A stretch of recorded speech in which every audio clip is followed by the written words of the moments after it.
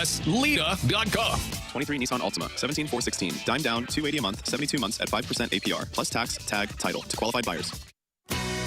Tonight, skip the ordinary and head to Popeye's Chop House in St. Rose, Illinois. From hand-cut steaks and fresh seafood to stacked sandwiches and classic American favorites, Popeye's Chop House serves it all in a warm, rustic atmosphere that feels like home.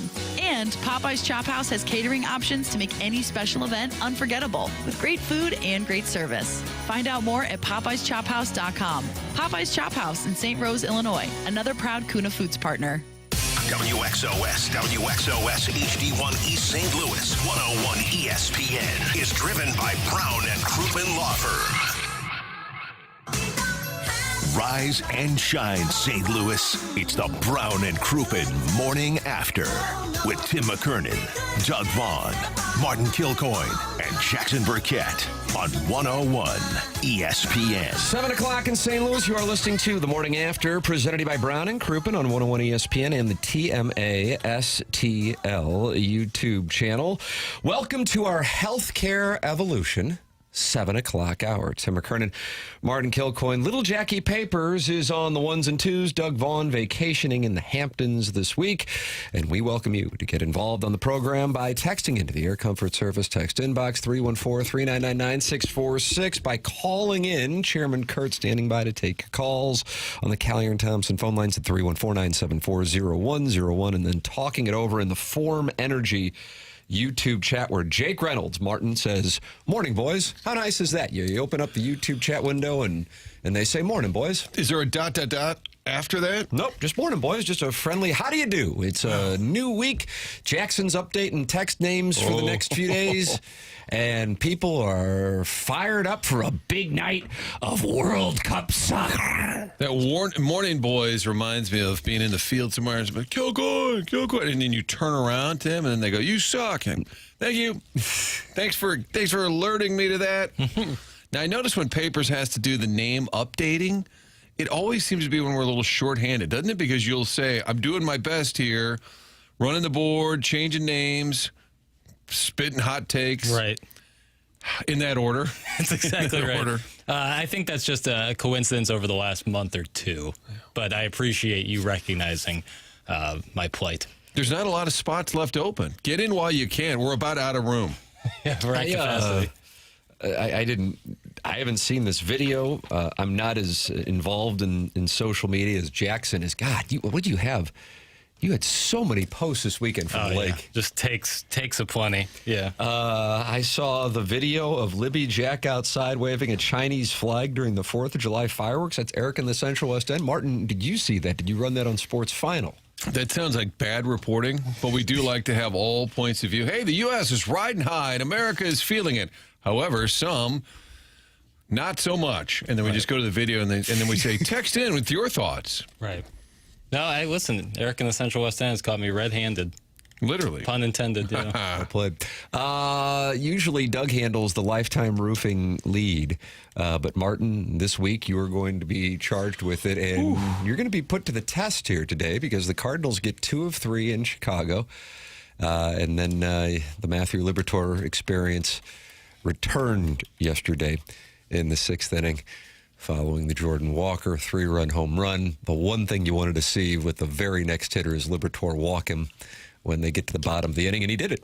He was able to do that. And then maybe Jose Fermin, is Blaze Jordan, I guess, is out. I don't know. Yeah, what happened? I was actually thinking at work last night. Well, he had 3 hits on Friday, didn't start on Saturday, didn't start on Sunday, and then he throws it around. Jordan Walker also had some questionable decisions, one that didn't penalize him, one that did later in the game. So you got that.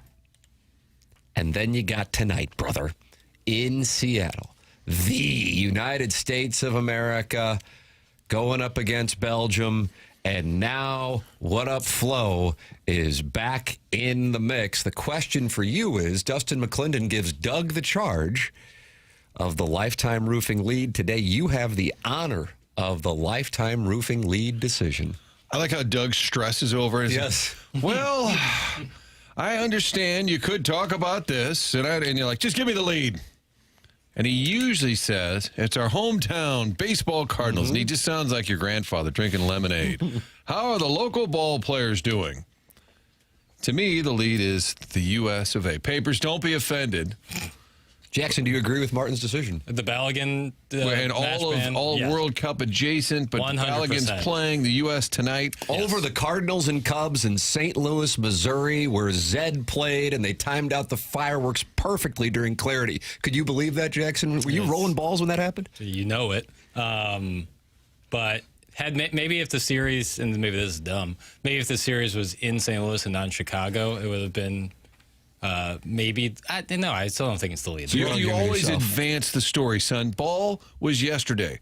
Tonight, U.S. plays. We like to advance the story, and it's really our job, Tim, all day to get them ready for this match. Had it just been the game tonight, maybe the Cardinals are the lead, but because of the Balogun decision, then I think that shifts it to the lead. Martin, are you in lockstep with your boy Papes? Yeah, I think even if that had not happened, I'd probably be pushing towards U.S. Belgium because a chance on home soil to get to the quarterfinals that would have been big enough. And then you roll in that decision, which now the Belgian coach has got jokes. He started by saying, it's the 5th of July. I thought it was April 1st. Yeah, Papers, were you able to find that audio? Sure. Jackson and I was hitting him with 5 a.m. text this morning. Here is the head coach of Belgium. Rudy Garcia. Yeah. He doesn't speak English, so it's I translated. noticed that on Fox, and they didn't do...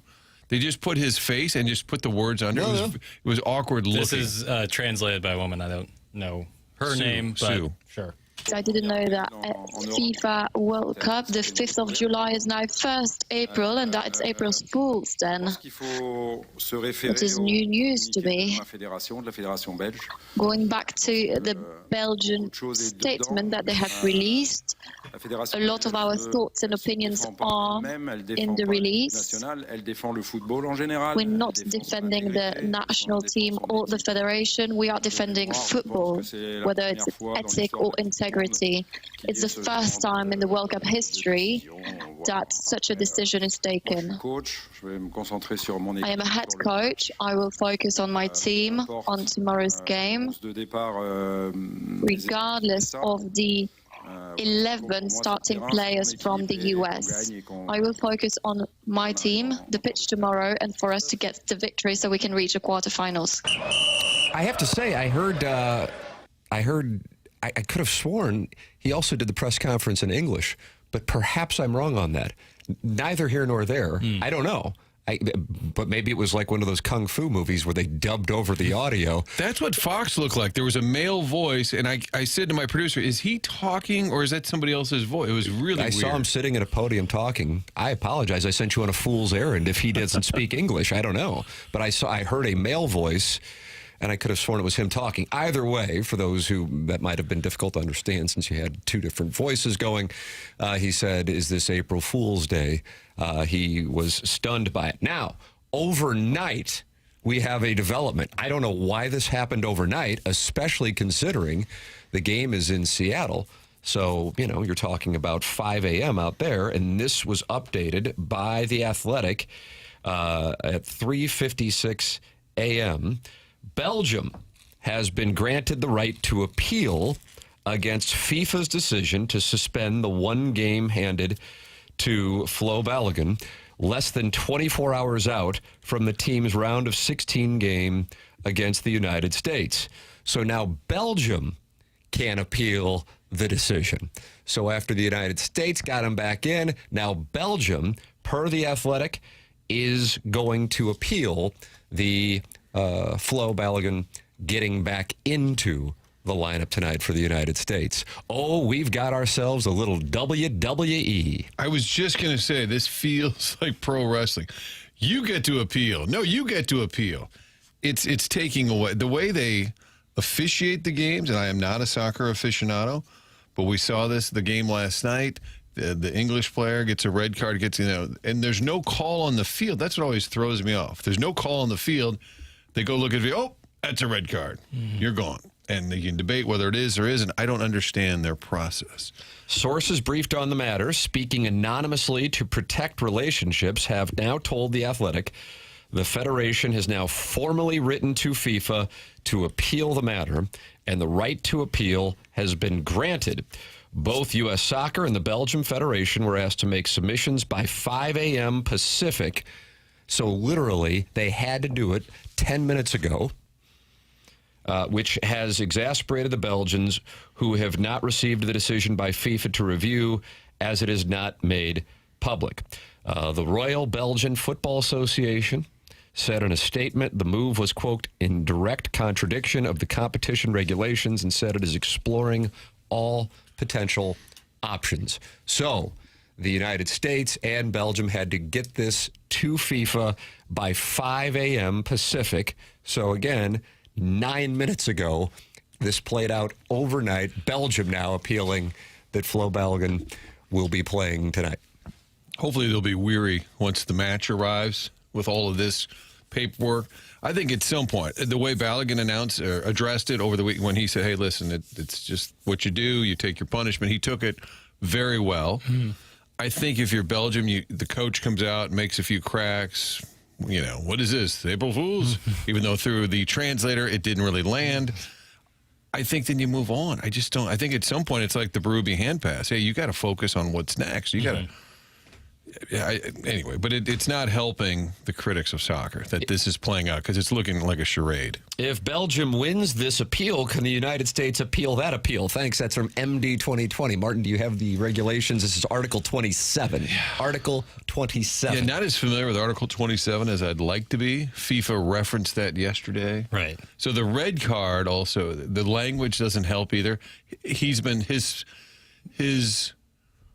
ban was suspended. Right. Does that help you? His one-game ban has been suspended. So he's suspended, so he gets to play. So theoretically, yeah, if they were to the move ruling on, was suspended. He could be somehow out for the quarterfinal game for a foul that happened 2 games prior. It's definitely making for some silly mockery of the sport. But I do think if you're upset, hey, that's not how the rules work. We should all be playing by the same rules. What exactly are the rules? And it was pointed out that Ronaldo had some sort of ban going into the World Cup where he was not scheduled to play, and FIFA did lift that. People have argued, well, that's different. This is once the tournament began. I don't know. OMG, soccer is so dumb. That's Eric in the Central West End. Warson Woods Wacko, hey, Belgium, quit acting like LeBron. Show up and dragged into this. Show up and play tonight. And while you're at it, why don't you pay your fair share of the NATO dues? We are tired of carrying you and the rest of the lazy Europeans. Just play, you clowns. That's from the Warson Woods Wacko, and he's not happy with Belgium or their pay structure at NATO. FIFA is certainly silly. I mean, the timing of this makes no sense. Well, and they waited days so and days, long. and for either side, the assumption is he's not playing. Right. And so Belgium preps one way, they get the decision. You know, obviously I'm on board with the decision. I think is the right decision. It's just the timing of it, and then I think people are right to criticize. Like, well, like what are your rules? This what is is the your host process? country, and their player gets this. Can we now appeal any red card? Can England appeal their red card or get that red card flipped around? Even though that seemed more egregious than Balogun's tackle, it's all silly. It's all very silly. Has King Charles weighed in on that red card that took place in Azteca? I don't know. Stadium Azteca. I don't know. What an atmosphere last night. What a game. Yeah, that was awesome. Yeah, it kind of sucks. It started an hour late, but it's fine. The analysts, with their various reactions to the ruling by FIFA, here is fresh off of a win, the head coach of Norway. Martin, we've got reaction from all over the place. I was hoping that papers. I woke up this morning and thought, are we going to hear from the Norway coach? They beat Brazil. They sure should did. be riding high. Well, they got thoughts on Balogun. So it's a bad decision. I have to be honest, and I think that's a big mistake by FIFA. What about the next red card? What happens then? Is there going to be some committee somewhere that is going to take that card away? So it's a bad decision that will hurt the World Cup. And I feel also sorry for the United States, because if they win, it will always be that will hang in the balance. So it not good for the sport, bad decision by FIFA. Go. So Norway's reaction following beating Brazil, he wasn't on board. Here's what Landon Donovan had to say. It's not for me to judge whether I like it or don't like it. Obviously, in this case, I love it. In the end, they got the decision right. Flo should have never been sent off. You never want to send off a player, especially when they have a chance to play in a round of 16 in their home country. So in the end, they got it right. You don't have to like it. You cannot say it's unprecedented because this has happened before. Go search Cristiano Ronaldo's red card in qualifying before the World Cup, and you'll see. So the great news is Flo is back. I think justice was done, and let's go. Can't wait for tomorrow. All right, so there is the American perspective on it. Then you have the ITV Sport panel, which includes the legendary Roy Keane, Gary Nebel, and Ian Wright. This is their reaction. Martin, again, this would be more European-centric. So they've not overturned the red card, but they've suspended the ban. And the problem is because it's a USA player, in a vacuum, Roy, speculation grows. That's the reality of this situation. Yes, it seems unfair because it is unfair. On Belgium? Yeah, of course, yeah. Obviously, you've got to look at the opposition team in terms of their preparation, and it seems like a bit of a pals act, shall we say, going on. Yeah, because Belgium have been planning for the last 4 days to play against a certain American attack, and now it's completely different. Mark, it absolutely stinks, let's be really clear. But what I would say is the thing that stinks the most is there should be a review process in place, because I actually didn't think it was a red card, and I think there should be a process which allows it to be overturned. But if there's no process for it to be overturned, and then somehow FIFA from nowhere have just decided to basically let a player play, and the rules are the same for everybody, I would be absolutely raging if I was Belgium and every other team in the tournament that's had a player sent off that might think it's a little bit hard done to. And do you know something, Mark? Are we surprised? No. Not with this lot. No. You look at it. Well, suspensions are meant to be served during a tournament. You know what I mean? And this one, like, it's been suspended. It doesn't normally happen. But we're talking about integrity. People talking about transparency. But you look at some of the things that's happened in this tournament with certain teams. You know, it's shameful how things can happen, especially it's an American player. Whether he's guilty of what he's done, whether we think he shouldn't have got it or not, some of the things that's happened in this World Cup have been shameful. I need to know more because things that have happened shameful. U.S.-centric, is he saying? Or just in general? Should we get Ian Wright on? Yes, let's get Ian Wright available. I don't see why not. I wouldn't mind. Somebody call it a PALS Act. And then you have the report. Trump called the FIFA president directly. And then one of the guys on the panel said this lot. FIFA does operate in a bit of secrecy. And I would say that their resume leads to some questionable decision.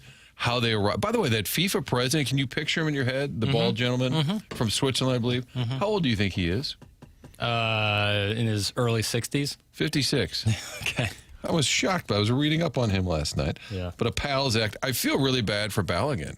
What if he scores 2 goals tonight and they win? Everybody will say, yeah, do you feel bad? You're right. I mean, it just... pish-posh. Well, I know, but it sucks for him. Yeah. Like the Norwegian coach said, for the U.S., if they win, it'll be tainted. Well, what? You're going to have that going on forever. I do hate that aspect. Euro tears. Euro tears? Move right on. Wow, is that name taken? Well, the U.S. is known for being like ignorant when it comes to soccer. Lean into that and say, we don't care. He was wrong in the first place. As Landon Donovan said, justice was served, and you move on. And if they want to say it'll be stained forever, okay. We're happy to have the stain. Wayne Rooney on the BBC on the Balogun decision. He said, I got a 3-game ban before Euro 2012, so I was due to miss the 3 group games and basically got told if I go over to Switzerland and do a training session with a bunch of kids, the 3rd game gets taken off, which I didn't agree with, but I agreed to do it because I didn't want the 3-game ban, but I thought that was wrong. But for this to be suspended, they either take the red card away, which I think was probably the right decision, and then he can play. But to suspend it for a year, I think, is an absolute disgrace. And the president should be, as in the president of FIFA, should be ashamed of this because I think for the sportsmanship of this game is in question here. If I'm the USA's opponent, I'm absolutely fuming. I think it's wrong in every way. I think it's an absolute disgrace. That's from Wayne Rooney, talking about how he was incentivized to have his suspension removed by going to essentially do a camp in Switzerland, and then saying that they handled this the wrong way. Even the NCAA thinks these guys are acting like clowns. Come on. Yeah. So if Balogun worked at a soup kitchen in Seattle over the weekend, would that have cleared him? Is that what I'm hearing? Yeah, who knows? FIFA's, yeah, exactly like you said. Exactly. Well said, Papers. Well, like you said, that the NCAA looks even shiny, you guys. yeah, squeaky clean compared to what FIFA's done over the last decade, let alone century. There could have been more clarity even from FIFA. Here's how the decision was made. Refer back to Article 27. Tim, whenever there's a beef or an issue on the text line, let's just refer back to Article 27. Well, the news this morning that overnight, both the United States and Belgium had to file appeals of the appeal, and Belgium had to get that in by 5 a.m. Pacific. And according to The Athletic, that is what they were doing. And so, therefore, this could play out while we are on the air. What if Balogun now is removed once again? Because according to The Athletic, that has taken place this morning with regard to a submission of an appeal of the appeal by Belgium. Once again, for those of you just joining us, per The Athletic and Adam Crafton, this story updated at 3:56 Central Time. The Belgian Federation said it was astonished by FIFA's decision to suspend the ban for a period of 1 year, citing Article 27 of its disciplinary code. The Royal Belgian Football Association said in a statement the move was, quote, in direct contradiction of the competition regulations, and said it is exploring all potential options. Sources briefed on the matter, speaking anonymously to protect relationships, have now told The Athletic the Federation has now formally written to FIFA to appeal the matter, and the right to appeal has been granted. Both the United States Soccer and the Belgian Federation were asked to make submissions by 5 a.m. Pacific this morning, which has exasperated the Belgians, who have not received the decision by FIFA to review, as it is not made public. A member of the FIFA Appeals Committee, who does not represent a federation in either the UEFA or CONCACAF, so as to avoid any potential conflict or interest, has been selected to hear the case. So one guy who is not involved in Europe or here in the Western Hemisphere will make the ruling. This is just glorious. I mean, the next 12 hours before you even get on the field. Can Larry Nickel call in and break all this down for us? I don't know if he's ever had Belgium in the top 5. Oh, that's true. Remember. Yeah. You can text in with your thoughts on it. 314-399-9646. That's how you can text in. Then you've got the Form Energy YouTube chat where friends have gathered, like Carnegie Strode, who is in there talking to Too Fat to Kayak, Kitty Bates, Ari Goldsburner, and Nick Piacek. You can tell Papers serotonin is still low from the Zed show. That's what Nick Piacek said. My serotonin, all my serotonin reserves were blown out. I didn't know you were a Zed guy. Yeah, well, I like to party. And then you can talk it over in there with those fine folks. And, of course, call in the Callier and Thompson phone lines, 314-974-0101. That is how you can be a part of the Morning After. And if you don't have a text inbox name, it increases your chances of being read exponentially. If you say, hey, Jackson, could you give me this name in the text inbox?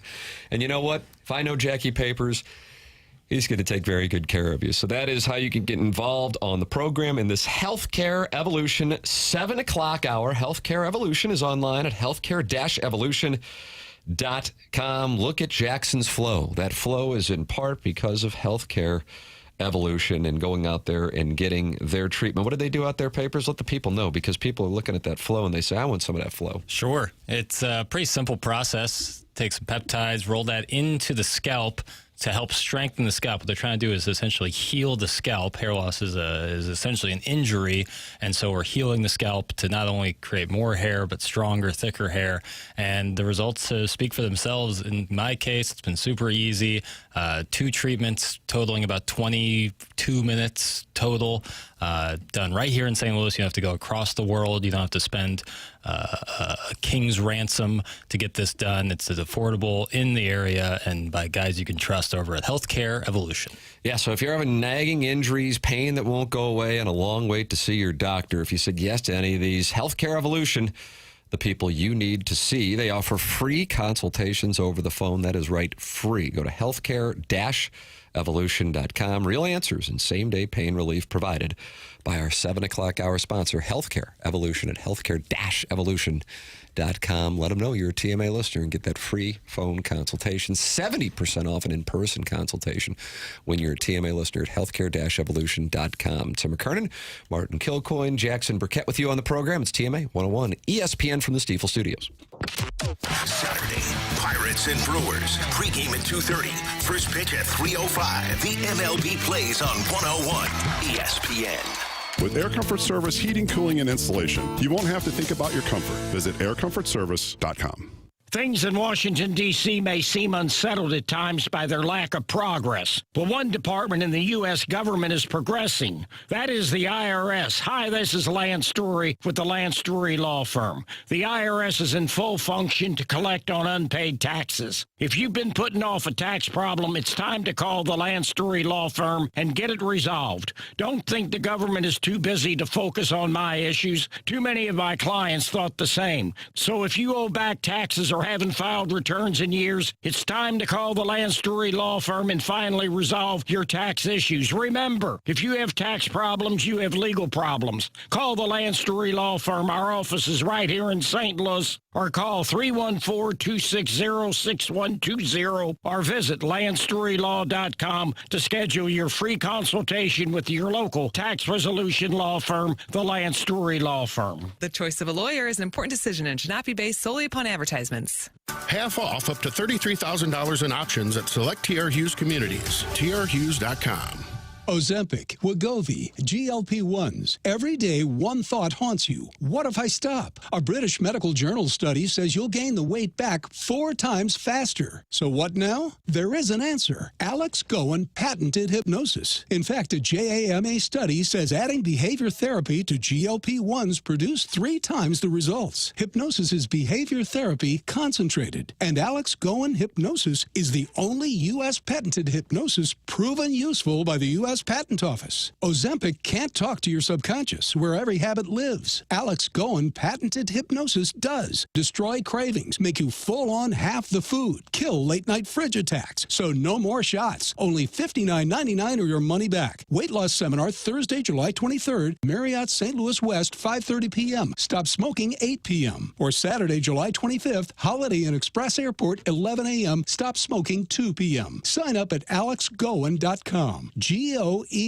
That's alexgoen.com.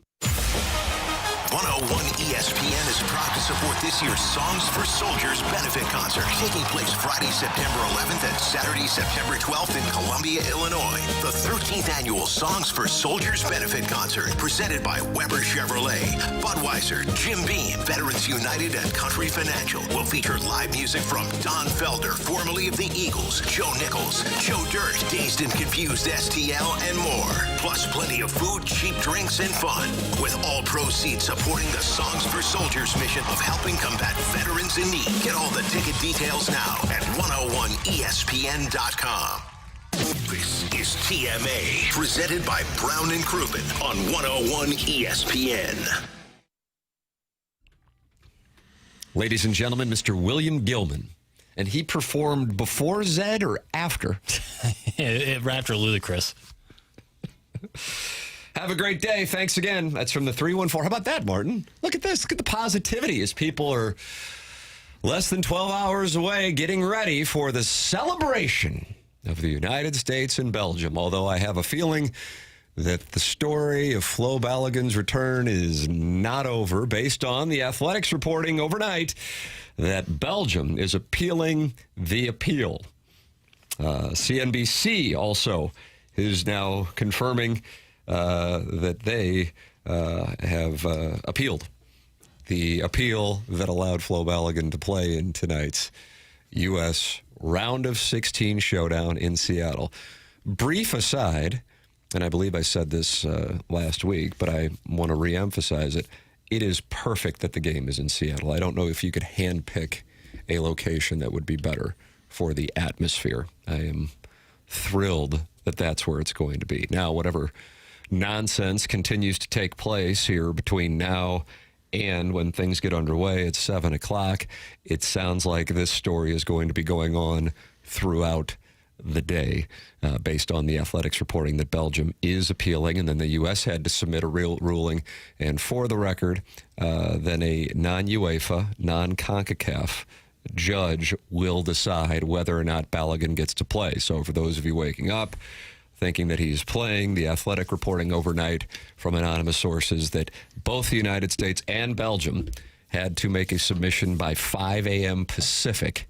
So, you know, you were talking about a half hour ago they had to get this in, and then this one person who is not affiliated with European soccer or American soccer will make the decision as to whether or not the appeal of the appeal holds up. So they found a guy in Asia who can rule on this. So. It's up to him. Ted in Beijing will rule on this. Are we seriously going to talk soccer all day? I'd rather break down the John Deere Classic than listen to this crap. It's from Doug's Jockstrap, and he is not happy, Martin, with your selection of the Lifetime Roofing lead. He wants to hear about Chris Gotterup taking advantage of, was it Ben Coles, who unfortunately had problems at the C.J. Byron Nelson a couple years ago on the 18th hole, and the 18th hole got him again as he hit his second shot into the water and took a double bogey that cost him $350,000, even though he's mainly a Corn Ferry guy. If you're There's your breakdown. I'll spend more time on after the morning after. So after the morning after at 11 on HD2. That's where we do the breakdown. There'll be an intense John Deere Classic breakdown if you want to bookmark that. As we head to the Quad Cities. On your Monday. But if you're also concerned there's too much soccer, we'll work in some seam. Yeah, oh yeah. We'll talk hockey with Kerbs, but we've got rummage sale is at 8-3, so there's your chance to kind of 8-3. Is that where it is? Rummage sale is the title in the Polos Plus. Do you know what the oasis in this soccer desert? How about them saying that Wonderwall? Those British fans there, all the way in Mexico City. Did you see how they tried to harass the British fans?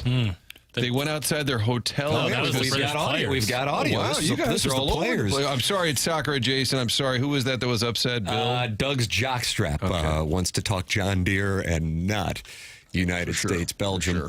Here is what was going on. So the English team booked 15 different hotels in Mexico to try to avoid what happened to Ecuador's team, which was the Mexican fans gathering outside the hotel and blasting music all night to try to keep them from sleeping. So they diversified their hotels. It didn't matter. They found them. And here is what it sounded like outside of the English hotel. Martin, this is 3 in the morning.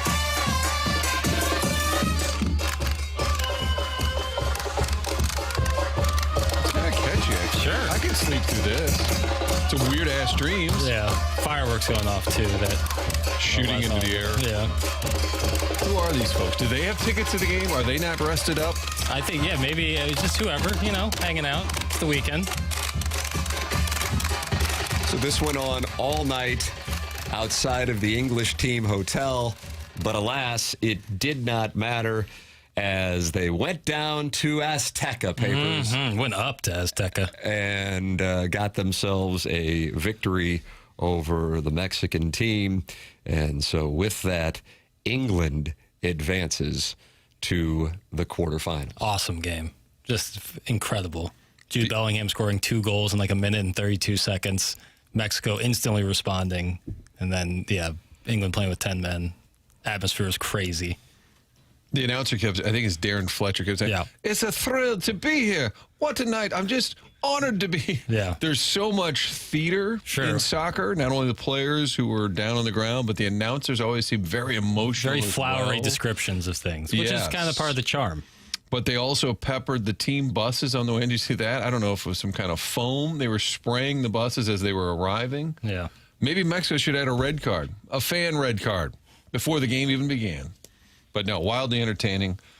The games have been great. That's part of what I think this tournament coming to the North America was always going to be a big deal. it's become more of a thing because the matches have been entertaining and you got all kinds of controversy and some premier brands getting bounced. And now the host countries, it's down to one. Jackie Ocasio, the U.S. of A. Last one standing. Guys, so the question is the reversal of the red card being done to keep the U.S. fan base watching the games, because we all know after the U.S. is eliminated, the ratings will drop massively. That's from the Swing Haven board member. Well, they probably will drop. I don't know, massively. People are into it. Sure. And you're getting down to a handful of games left after tonight. Right, and some premier brands still. So Trump called Infantino, but did Murdoch call Trump? If you want a full breakdown on it, in all seriousness, on Twitter, I saw this morning, Politico, of all things, Politico has a really intense timeline of Howard Lutnick calling so-and-so, and then the White House meeting with this lawyer, before the ultimate decision came down on Sunday. And I think a lot of people say, well, why 3 days later? It may have just been all of this backdoor red tape, lobbying, whatever you want to call it, that led to the decision. What is your theory today on this athletic report that Belgium now has a chance to appeal this decision? I would suspect at this point it's been in FIFA's mind. Now, it does say there's an independent person involved. That's correct. I just find that hard to believe that this huge organization is okay. No, I don't think. All right, Steve, you let us know what you think. No, I think Balogun will be starting in the starting 11 tonight. Would be my bet. Lester from The Wire taught us, Martin, to always follow the money. So if you're looking to the timeline, follow the money. Thank you to Lester from The Wire. So I believe we're all in lockstep that he'll play. Yes.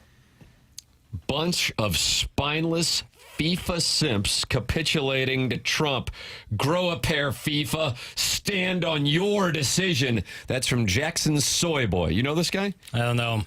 He's your soy boy. He's I have like a... just like Doug's jockstrap wanted to hear more about the John Deere. Right. Really unfortunate shot there by Coles.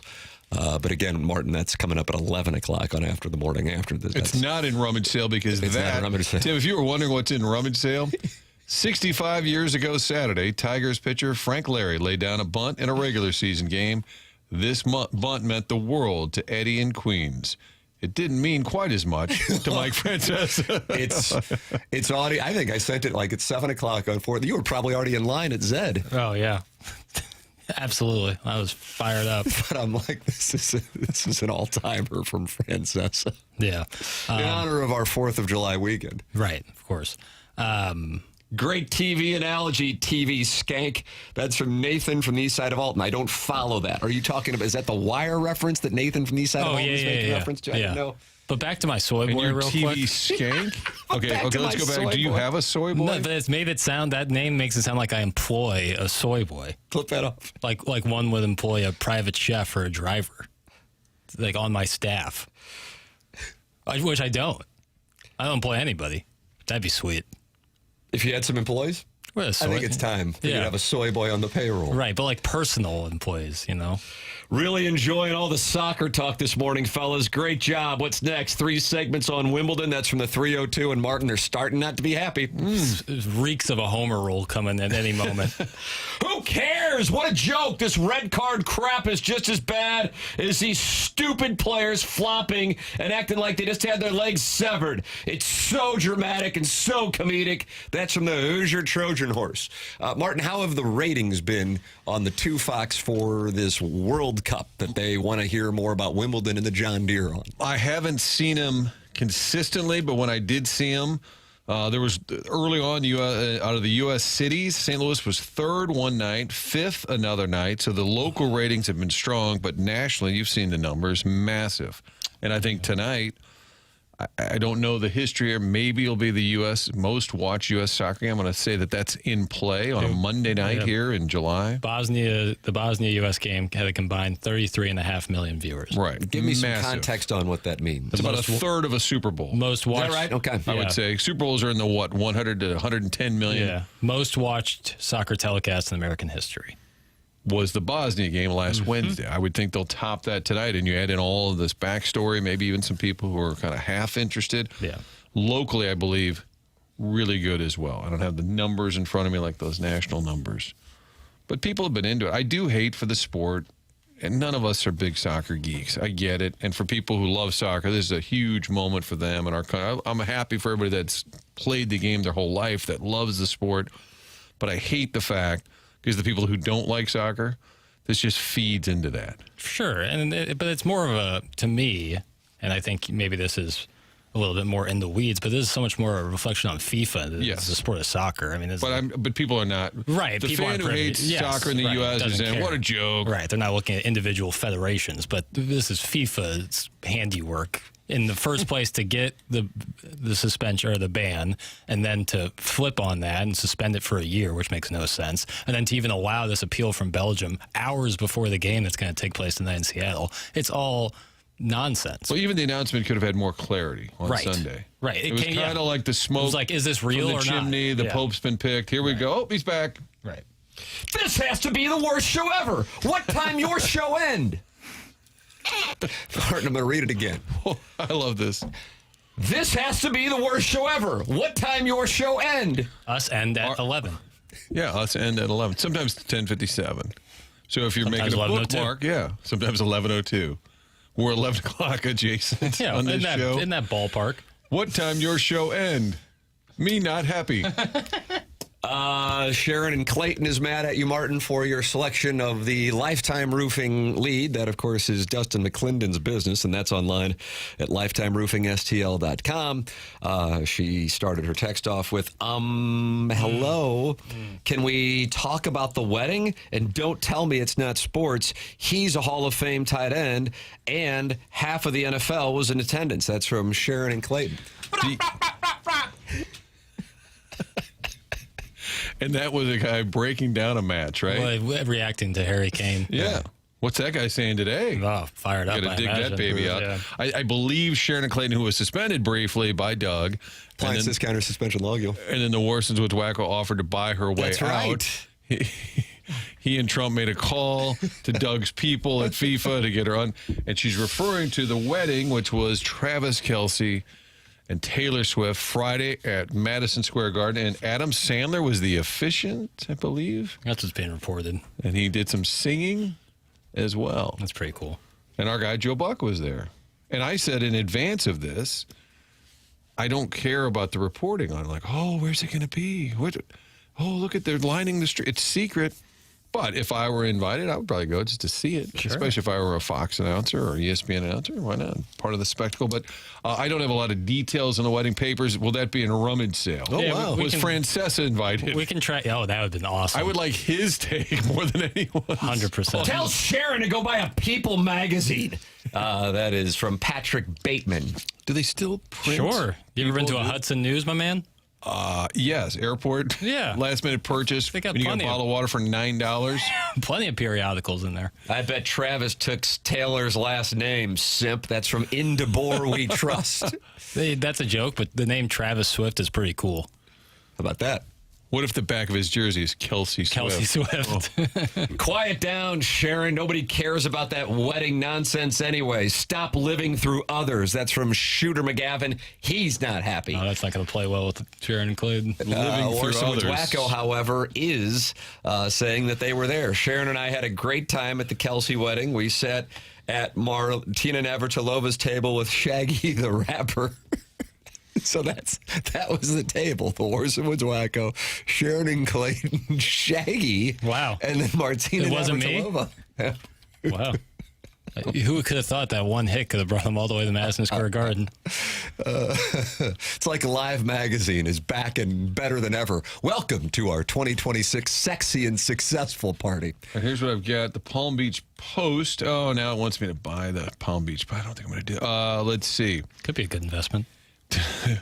Married at Madison Square Garden, the ceremony was officiated by comedian Adam Sandler with reported musical performances by Paul McCartney and Stevie Nicks. Wow.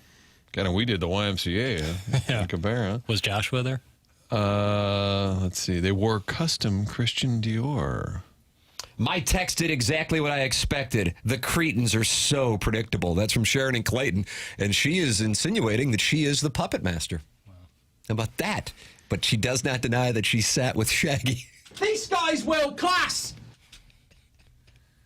Shaggy had 2 hits papers. Get it right. That's from A Month of Sundays. I didn't say he only had one. I just said it wasn't me. It's certainly the biggest one, because if I know it right off the top of my head. Nikki Glazer and Joe Buck were there. Missed opportunity to get some Gobble Bowl raffle items. That's from the Baldwin Beer Pit. Huge missed opportunity. Think of what could have been snagged there, like a napkin, like a wedding napkin. Hey, Joe, while you're there. Piece of the cake. Think how much that would have gone for. Hey, buddy, I know you're going to be Madison Square. I wish that would have been requested. Can you sneak me a piece of the cake? Thanks, buddy. Shocked that Time Sharon thinks the lead should be about someone marrying into money. Less texty, more step-a-roby. That's from Arbor Day.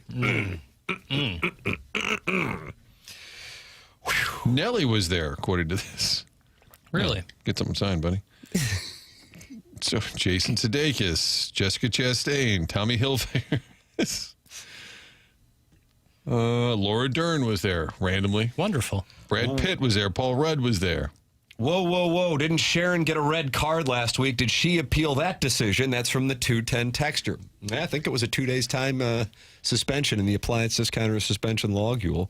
And then it was upheld by Kiowski, but Worsonwood's Wacko appealed the appeal. That's correct. And there was some kind of talk a ruling of this morning. A payoff. You can email in for our Design Air Heating and Cooling email today, the morning after at InsideSTL.com, Design Air online at DesignAirService.com.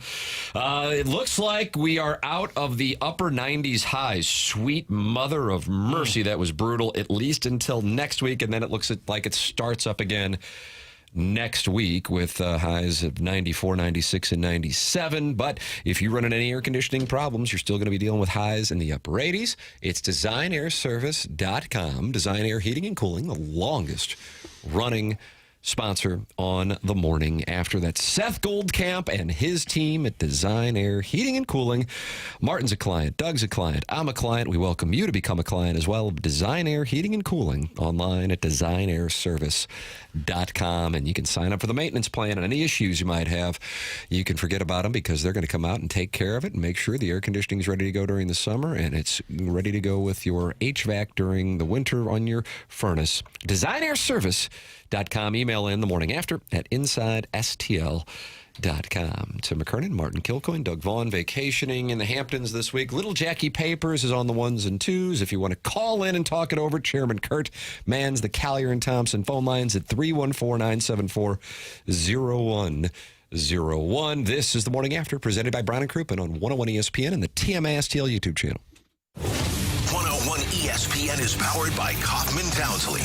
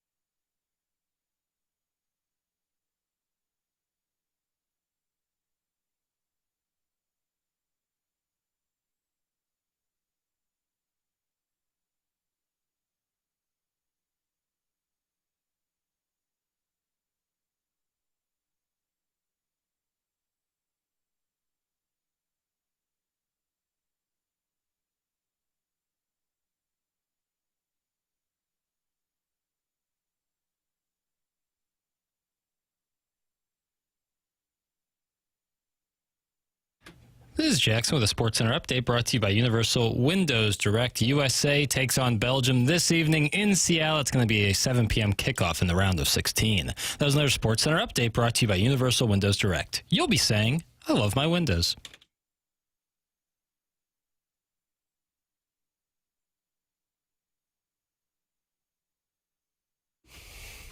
So this is Shaggy, and that's who the Warson Woods Wacko and Sheeran and Clayton sat with, along with Martina Navratilova. That's a hell of a table. At the Travis Kelce, Taylor Swift. I assume that was more towards the back. Oh, what do you mean by that? Well, I don't know if that's the premier table, and Martin read off some of the names. How did Laura Dern get in there? I love Laura Dern, but... Now you're arguing with yourself for the second time in this Healthcare Evolution 7 o'clock hour. I love to see Laura Dern in a picture, but it's like, if I'm Travis Kelce and Taylor Swift, it's like... Well, I don't necessarily think it was ranked by popularity so much it was ranked by friendship. You know, when you get married here soon... Right. I wouldn't imagine you're going to be like... Oh, I got to invite the Cardinals, and then Martin and I will tell you who are on the Blues, and then you invite them just because they're stars in our market.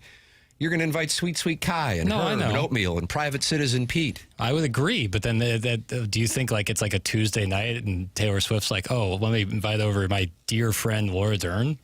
But the hard part would be the seating, because every wedding you have your mom's Aunt Mildred. You're like, okay, do we have to? Oh, she loves to come to weddings. So you're like, okay, fine. And then you go, let's put her with Shaggy and Dern. Like, can you imagine the seating assignments? Yeah, logistical nightmare. Hi, I just drove in from Pennsylvania. I'm Travis's aunt. Who are you again? Yeah. Oh, what's up, lady man? I'm in the NFL. Like, can you imagine? I'm Paul McCartney. I guarantee you Jackson would simp like crazy for Laura Dern. That's from Mr. Licks. Yeah. Like that Blue Velvet? Sure. David Lynch. Yeah. Weird as all get out. Yeah. Who finds an ear, by the way? You're welcome to get involved on the program. 314-399-9646. Air Comfort Service text inbox. You can also call in to our Collier and Thompson phone lines, 314-974-0101. Chairman Kurt standing by to take your calls here on the presentation. And, of course, you can talk it over in our Form Energy YouTube chat where 268 friends are gathered, and Chairman Kurt is holding court in there saying Laura Dern was the evil stepmommy in Taylor's music video Bejeweled. Really? How about that? All right, there we go. Fair to say. Good research there. Crack research team, I've always said. Fair to say we didn't know that top of mind. It's fine. Didn't know that. By the way, Papers, if you get married in the next 5 to 10 years and you don't invite me, I'm still coming. I'm just going to put that on the record. All right, I'm also inviting Laura Dern. Okay. Well, have you already booked a wedding venue? I could see you doing I'll sit at the table. That would be weird. What if for a 28-year-old man to have a wedding venue booked in like 2032? What if Papers, just to be safe? And he puts me at I'm with weird David Letterman. Evil David Letterman. Evil David Letterman. Yeah. Some of the Florida crew. Bring back Gorman. He would have made that play at third. That's from Ari Gold's burner. And because the Lifetime Roofing lead is the ever-developing situation, and by ever-developing, I mean because Belgium and the United States had to make their submission to a judge by 5 a.m. this morning, per the Athletics reporting. So this Flo Balogun situation may not be over for those of you just waking up and joining the program. This was what we covered in the Lifetime Roofing lead. We have not spent much time on the Cardinals. Now, Martin and I wondered aloud what happened to Blaze Jordan in the first place, because he had been struggling, but he got 3 hits on Friday in the start, and the Cardinals just blowing the Cubs off the field, scoring 17 runs. Didn't go against Imanaga on Saturday in the fog game, but he was not out there again yesterday against Javier Assad, and Jose Fermin threw the ball away in the 6th inning, and that, combined with Matthew Liberatore's issues, gave the Cubs the win after it looked like Jordan Walker's home run could be a signature moment in the early portion of this season. Yeah, huge letdown. When you get that home run from Walker, he gets the All-Star announcement Saturday. Pretty cool video. Cardinals put it out there. And Ali even said, this isn't just this year. This is the last 3 years. Perseverance. Now he's up to 20 homers, 63 RBIs. I don't have it in front of me, but a huge swing. And you're like, all right, Liberatore, let's see what you can do in the 6th inning. Walk, hit, here we go. Now you hand it off to Swanson. You're not feeling real confident. There is certainly issues in the Cardinals bullpen, but especially in that 5th, 6th inning. Who do you trust to come in and get some outs? And then you don't have a guy in that moment. Earlier was Liberatore just hitting everybody in sight. That was strange. Hit a lot of batters and gave up the 2 early runs, settles in a little bit, and you're like, just, okay, can he get me through 6? And he just always seems to hit a wall some way, somehow. So that was frustrating. Fermin throws it away. Walker's throw to third. I think on the call, even on Peacock, Mark Sweeney even said that's one you just don't need to throw over to third. So they get 2 runs on a sac fly.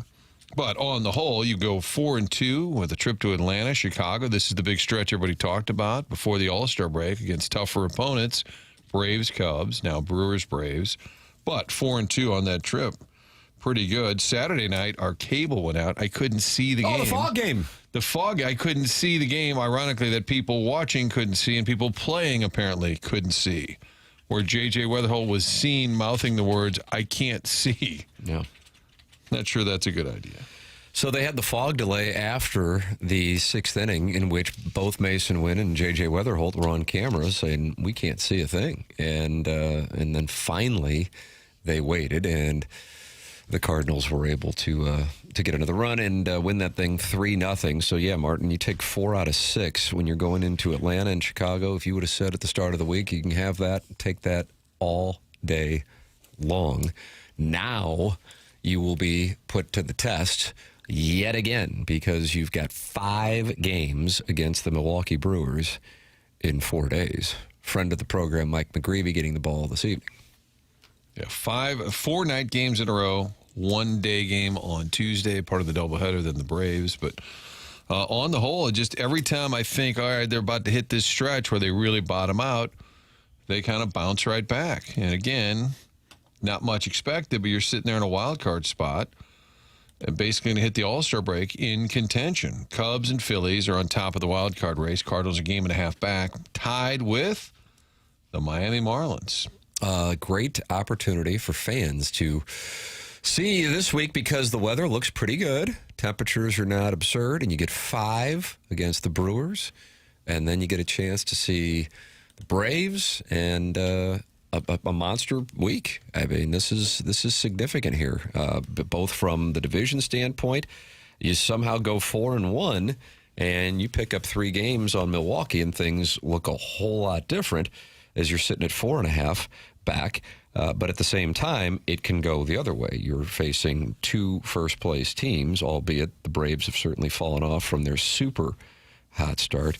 But the Cardinals now 47 and 40, 87 games into the season. And that leads to Ken Rosenthal and this column this morning in The Athletic. As the Cardinals ponder their deadline strategy, they must factor in one of the season's most remarkable developments, knowing it partly explains their unexpected success. The Cardinals have used the injured list only 6 times. They currently have only 1 player, infielder Ramon Urias, on the IL. They have yet to lose a starting pitcher to injury. And contrast that with the Cubs, who currently have 13 pitchers alone on the IL, or pretty much every other team, almost every one of which has dealt with one injury after another. The Cardinals' good fortune also includes breakouts from all-star right fielder Jordan Walker, rookie second baseman J.J. Weatherholt, and catcher Ivan Herrera, which is not to say they're entirely lucky. The Cardinals, in a difficult part of their schedule, have already won road series against the Braves and Cubs. They currently hold the 3rd NL wildcard position as they prepare for the final homestand before the break. 5-4 against the Brewers, then 3 against the Braves. On June 29th, 2025, the Cardinals were in the same wild card position, but an even better place in the division, just 2.5 games out of first as opposed to their current 7.5 back. But they proceeded to lose 17 of their next 25 games, and that prompted them to unload Helsley, Maton, and Matz at the deadline. It's conceivable that the same type of collapse will occur. The Cardinals' position player group is the 2nd youngest in baseball. Their pitching staff is the 5th youngest. But if the Cardinals stay relatively healthy and keep playing at a high level, Chaim Bloom will have little choice but to supplement his roster. And Rosenthal goes on to write about the Cardinals potentially being aggressive at the deadline because, papers, this is for you, of all their catchers.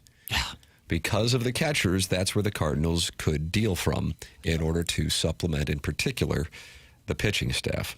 Right. Hate to part with any of them, truly.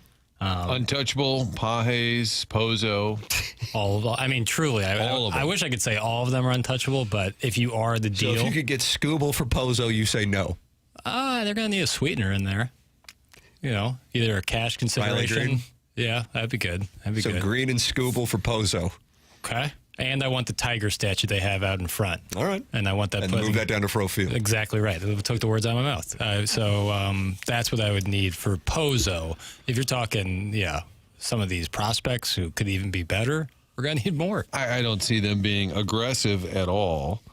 What we had talked about was maybe not subtracting, but I would also wonder, like, if you said, okay, Riley O'Brien, there's a guy. Could you deal him, which would upset fans because he's had a really good first half. I don't know what that return even looks like. If it's not that robust, do we really need to make the deal? That's my theory, is you're not going to trade off a piece that has some value. Because even if you said, oh, well, what about a Romero? Somebody will want him. I would agree with that. Somebody would.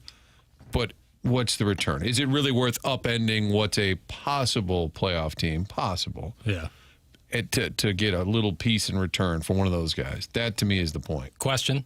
I'm taking questions. Martin does. Doug is in the Hamptons, and so the fact that he doesn't take questions is immaterial. Is this part of segment 10 too early? Because, Tim, I don't know if you noticed in the... Oh, the Polos plus Dacia. Yes. Good day. Paper's bag of tricks is coming your way at 10-2. Yeah, you never so know this what is you're gonna separate get. from that. Do you think the amount of control that they still have for someone like Riley O'Brien, who hasn't even reached arbitration yet, would make it more likely for them to trade him or less likely for them to trade him? It helps the value on the other end for sure. Less likely because, you keep a guy that you can control. Right. I just don't think he would be viewed by other teams as, oh, wow, he's a lights-out guy we need, even though he's having a great year.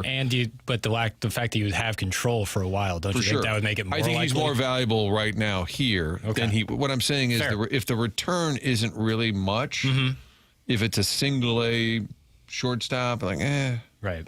That to me is why you would be less inclined to make some of those types of moves. For the record, ESPN just released this morning their list of 25, and then they go all the way to 60, but top 25 with some detail, and then 60 with just names. Trade candidates, and the Cardinals, who used to have a number of players on that top 25, have 0 in the top 25. Now, as you proceed down the list, Riley O'Brien, Lars Nootbaar, and Dustin May, along with Jojo Romero, Ryan Stanek, Justin Brule all find themselves on there. But as far as top 25, because the factor is caliber of player in addition to likelihood that they are dealt, is calculated. The irony of the list is that number 11, most likely and most valuable player to be traded, Sonny Gray. Number 12, Wilson Contreras. 2 guys the Cardinals traded, 2 guys that are part of the Red Sox, 2 guys more likely to be traded than anybody on the Cardinals per Jeff Passan and Bradford Doolittle's list this morning on ESPN.com. Both snubbed for the All-Star game, having huge years. Contreras. Crazy. What if they trade to get back Contreras? Just add a little fire to that clubhouse. Yeah, another catcher. Yeah. Can't be mad about that. Trade a catcher for a reliever or 2. That's from Jugs in D.C., Atlantic 10 basketball correspondent. Got to be the right reliever for us to give away one of our prized catchers. So you don't even like Scooble and Green for a Pozo. I'm going to need something more. Kind of gives you an idea. Right. I need something more. The tiger statue's cool. It's got the green eyes. Sign me up. What Rosenthal pointed out, hadn't thought much about, is that you look at your starting staff, you're 5, and you've had frustration with Liberatore. There was a while where Leahy was leaky, and I thought maybe he should go to the bullpen. Yeah. He has been better for sure. He pitched the Fog game. But those guys largely, Dustin May, Leahy, and May's going to come back early because he got hit the other night and didn't pitch much. So he's actually coming back on early turn. But those guys have made Palante. I think they plugged in, who is our guy, Dobbins once or twice. But for the most part, your starting 5 have been able to just keep taking the ball. Right. They definitely need some bullpen help. What was the Cardinal record at this point last year? You heard me reading from Ken Rosenthal's reporting this morning on the Cardinals and how they were in a better position in the division at this time last year. But then they proceeded to lose a big chunk of games before the trade deadline, which then sent them spiraling. So the Cardinals are 47-40 through 87 games in 2026. Martin, would you like to take a guess what the Cardinals were through 87 games in 2025?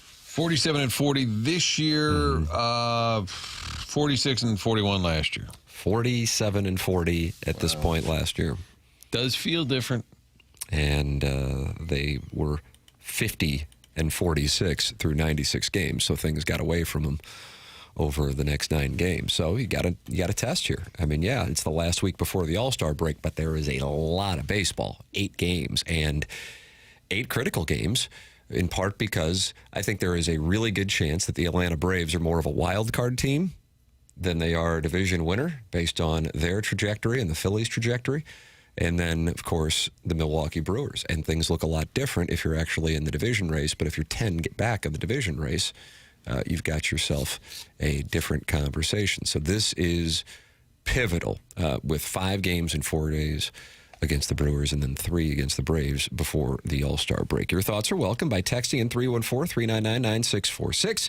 You're also welcome to call in the Collier and Thompson phone lines, 314-974-0101. Email in for our Design, Air, Heating, and Cooling email today, the morning after at InsideSTL.com, and you can open up your YouTube app and type it and talk with TMA listeners in the Form Energy YouTube chat. Martin, would you like to tell people about the company that worked on your home, Michael's Baths? Michael's Baths came in, redid the kids' bathroom, and it's just great because when you have people over, like my niece is staying with us this weekend, and she's staying down the hall, and I said, oh, remember that just janky, terrible bathroom I had? It's gone. All of that because of Michael's Baths. They came out, we were like a little intimidated by the pricing. What's it going to be? Nope. Reasonably priced to get that bathroom redone, make it look brand new, changes the whole vibe in the entire house. It really does. Whether you're going to do a tub-to-shower conversion or a full high-end bathroom remodel, whatever is somewhere in between, they'll draw it up. And the folks that come out to your house, they are former installers, so they know exactly what they're talking about. Michael's Baths, guess who's the owner? Michael. His daughter answers the phone. Family operation. All they do is bathrooms. 5-star reviews. That's all they've been given over the years.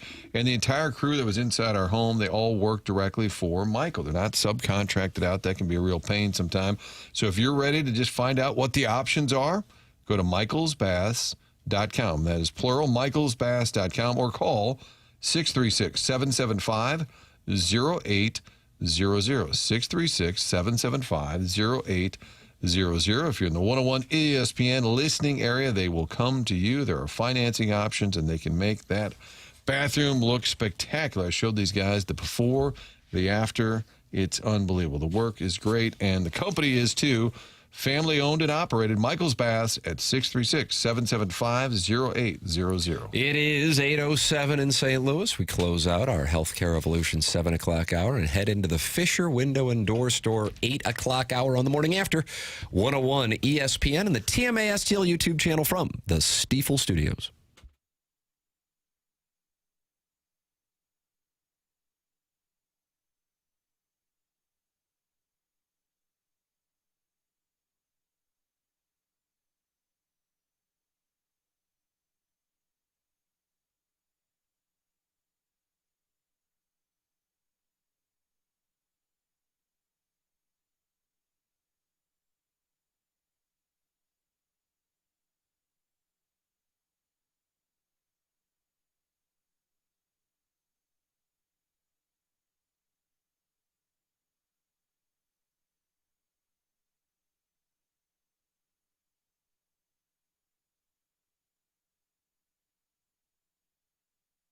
AutoLoanPro.com, the website to head to if you're in the market for a new vehicle. Great selection of cars on that site, and they are there for folks who've had a little hiccup along the way. Doesn't matter your situation or your circumstance, their goal is to get you into that next vehicle, and they'll do it with little to no money down.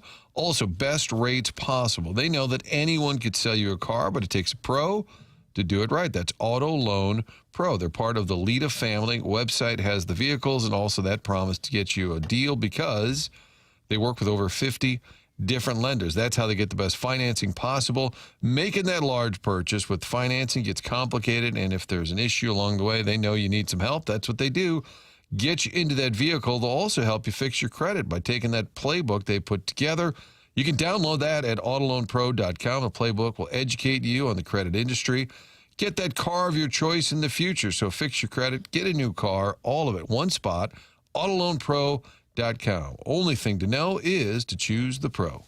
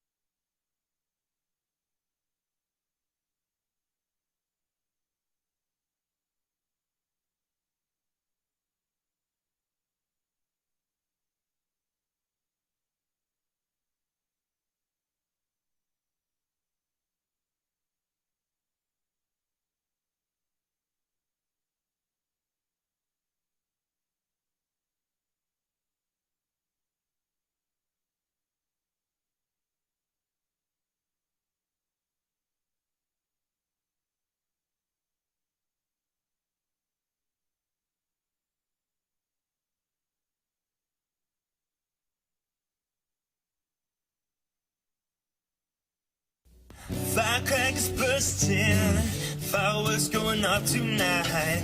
Papers, where'd you watch the fire? Did you just stay down at the Arch? Yeah, I stayed there. Martin, as you know, Jackson went to the Zed show. 24 full hours, so I didn't want to lose my spot, so I could watch the fireworks. It looked packed. I don't know anymore what's AI and what's real. Anytime crowd shots now. Yeah. But what I saw, I believe it was the third, appeared to be packed. Was that you, Papers, and your posse? Yeah, it was my whole crew. Okay. We were there the entire time. And, yeah, it was great. Really loved every second of it. I want to know how they timed out the fireworks for that explosive moment in clarity. Right. It's a big shout out to the pyrotechnic team here on this Monday morning. But also Zed. Yeah, and to Zed. So they put on a great show. Where did you watch the fireworks? I was the whole 4th of July day. I was with my family out in Centralia, Illinois. Shout out to Seatown. And then around nightfall, made the trip back to St. Louis. So saw fireworks kind of throughout everywhere. Martin, what about you and the family? We had folks over on Saturday. It was an outdoor party until it wasn't. The Starms came up. The Starms. We had everything all set outside. Really didn't have a contingency plan. And all of a sudden, oh, my God, everybody inside. But wonderful get-together, family. Didn't set off any fireworks. Didn't need to because the entire county and adjacent, plenty of fireworks. It's kind of nice. You can kind of just be at home. Stop. Yeah, you can just kind of be at home and just look up, and there was about 6 different fireworks shows going on. Normally at midnight, if you're asleep and you hear, you're freaked out. Oh, it's the 4th. Oh, it's the 3rd. Oh, it's the 5th. Yeah, they were still going on last night. I believe it's going to go on for a little while. People will just have extras. Yeah. In honor of the 4th of July, I sent Jackson an audio clip from Mike Francesa. And I realize this is in rummage sale, but Martin, I'm going to take liberties with the Polos Plus dossier. You can go to polosplus.com and click on the TMA tab. And if you think this is a handsome cap that I'm sporting. You can get that along with T-shirts. After the Morning After gear is there as well, along with hoodies and quarter zips and polos. It's all there at polosplus.com. I've moved this up in the Polos Plus dossier. It's a veteran move. It's what happens, I guess, when you see something that Papers is prepared for, and you go, let's bring that dish out first. Ladies and gentlemen, Mike Francesa, and this is who he's talking to? Eddie in Queens. Eddie in Queens, Martin. Eddie in Queens, what's up, Eddie? Hey, Mike. What's happening? I hope it's not. I hope you can bring a little sanity. I hope you can bring a little sanity to this. Go ahead. A little bit, and I was always waiting for the right moment to chime in with a few of mine. Is that okay? A little bit. What are we talking about? July 4th, 1961, doubleheader to Tigers, Yankees. Do you remember that one a little bit, or you researched it, or recall that one? No, man. What? Off the top of my head, you want me to remember July 4th, 1961? I was 6 years old. Well, I think okay, because all right. Well, I know you had mentioned that that's when you were starting to. Yes, but you think I remember July 4th, 1961? I don't expect you to, Mike, but it was one when Frank Larry laid down a bunt in the ninth inning and the second game of the doubleheader at the stadium, and I don't know. Just wondering if that even historically looking back, if that would ever. What's the point? There's no point. What's the point of the Frank Larry? I'm trying to get. Why would you want to bring that up? Why? What is memorable about it? They were in a heated pennant race with the Tigers. But it was only July 4th. But go ahead. But they're in a pennant race. The Tigers were a great team that year, won 100 games and didn't win the pennant. We know that. Okay, but what's the point of that game? There's no point. I just wanted to share with you, Mike. That Frank Larry laid a bunt down? It was an important part of my life, Mike. Wait a second. Wait. Then tell me about what was the point? I'm missing the point. Okay, maybe. All right. We'll leave it at that, Mike. Okay? What is the point? I'm trying to give you a chance to explain it. The point is that you had mentioned 1961 as right. That was important in your life of the Yankees, now, and it was an important part of mine too. Eddie, I'm trying to give you. I'll give you one more chance before we say goodbye. What is important about the game? What happened is that it was I'm feeling uncomfortable, Mike. Now I'm going to split. Okay. I'm feeling uncomfortable. I'm going to split. That has like a between two ferns, like somebody was really in full character. It just meant a lot to me, Mike, and I just wanted to share.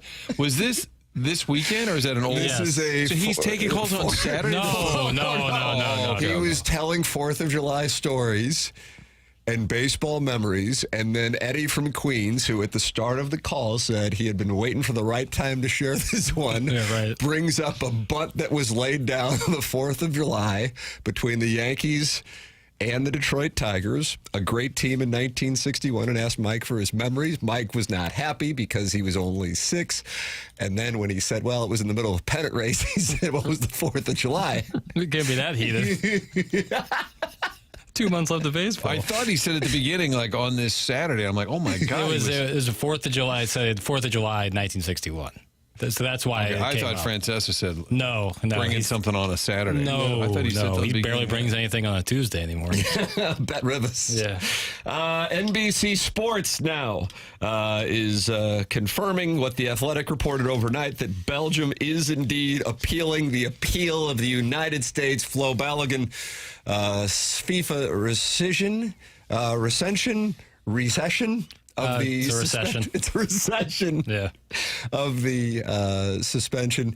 And so now we will wait for FIFA's ruling on the appeal of the suspension. I mean, it might be like Balogun's warming up, and they're like, hey, never mind.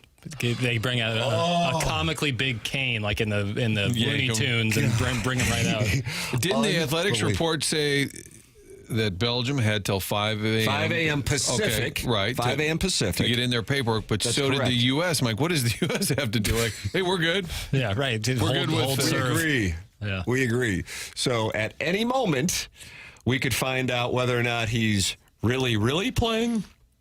Can you imagine what it's going to be like if they say, okay, now he's not playing? Right. It's such a clown show. It would be unbelievable. And then for all the people complaining about Belgium not being able to prep for that, imagine if you're Haji, right, or Ricardo Pepi, who would be the likely replacement for Balogun, who's like, all right, fellas, you were supposed to play, and now you're not going to play, but now an hour before the game, now you are going to play, then it's going to be, We talked about how if the U.S. would have lost to Bosnia because of the red card, Tim, I think you made the apt point of what that would have done to soccer interest going forward in this country. If you have a similar situation where Balogun is not allowed to play, you lose to Belgium, I think the same effect could be felt. Yeah. Well, I mean, right now, Martin, you made this observation in our 7 o'clock hour that critics of soccer, people who have not gotten on board, because I think there are plenty of people who probably don't pay much attention to MLS who are, I mean, the numbers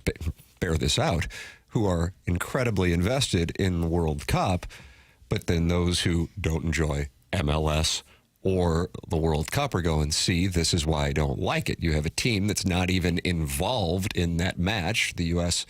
and Bosnia-Herzegovina, raging and appealing a ruling from that match. This is why I don't get on board with it.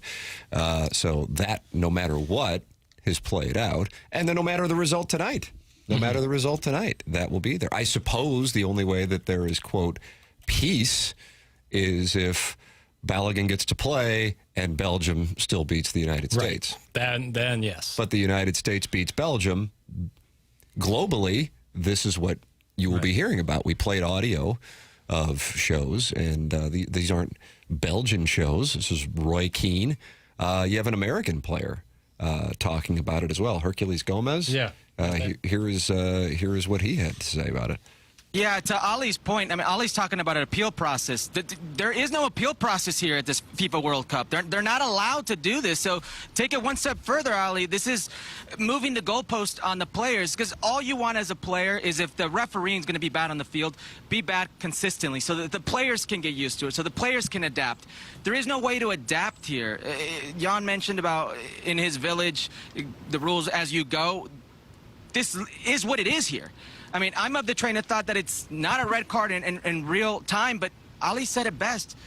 With what we see, can you reverse it? And it's not even in the rules to allow it to be reversed. This is unprecedented. This is literally them making the rules up as they go. So I repeat, if you're an American fan, you should feel glorious right now, because you get your best goal scorer back, and he could literally be the X factor to advancing to the next round. If you're anybody but a U.S. men's national team fan, this feels off. It feels like the host nation is gaining a favor here. And that is an American. So that's one of the few Americans who are saying that. Right. I believe the Brits called it a PALS Act, because you have Trump calling the FIFA head, and then the ruling comes out on Sunday, and now it's being appealed. Taylor Twellman did point out a list of players who had their red card suspensions lifted or suspended, so that they could play. And it's not just Cristiano Ronaldo. There's a player from Argentina, a player from Ecuador, a player from Qatar, all had their... So they have this weird... I guess that's the problem, right? It's just sort of an undefined process. Yeah, it's the Wild Wild West. It's more on FIFA than anything. The ideal outcome is a 3-0 win and Balogun doesn't score. I'm just saying, if you want to, like, remove that asterisk from the game. Sure. I hate it for him. I hate it for the U.S., the men's team, which has had a fun run that's gotten people engaged. You just hate for anything to kind of take away from them. Yeah, I still think, I say pish posh. I say, if he says pish posh. Yeah, whatever. Do you guys give any credibility to the argument that the U.S. should not start or even play Balogun so as to not take advantage of the rules and be viewed as better sports? That's from Hockey Mike. Hell no. No. Hell no. Hockey Mike, your idea has been vetted. I've seen that too. We didn't give it much talk. We're trying to. The U.S. is trying to make a run here. You're playing on home soil. If you're gonna, this is the most talented team they've had in God knows how long. You got to take your shot when you can. And I think it helps too. And I pointed this out earlier that Balogun, when he first talked about it a day or two later, he said, "Listen, it's lessons in life. You got to do what you got to do." Basically said, I understand it's the rule. I'm sitting out. Had he been complaining profusely, it would look worse. Yes, that agreed. And plus, if it was a righteous call in the first place, it would be one thing. But it was a bad call to begin with. So this is like the proper way to go about it. Now, the process to get there was sloppy at best. But you don't say, okay, we're just going to not play him. No. Well, they're not happy with Hockey Mike in this Air Comfort Service. Nice one, Hockey Mike. Go drink bleach. That's from the TMA Reddit Insider. Tell Hockey Mike to shut up. That's from Free Cairo. Hockey Mike needs to launch himself into the sun. That's from your mom's lesbian lover. So that was not well received. Universally. Yeah, across the board. That got universal approval in the text inbox. You can text in as well, 314-399-9646. You're also welcome to talk it over in the Form Energy YouTube chat. That's the TMA STL YouTube channel. Subscribe to the TMA STL YouTube channel, and that's where you can catch After the Morning After from 11 to 12. And we are here from 7 to 11. Doug vacationing this week. Martin Kilcoyne, Jackson Burkett, and myself bringing it with you here on the program. It's TMA 101 ESPN.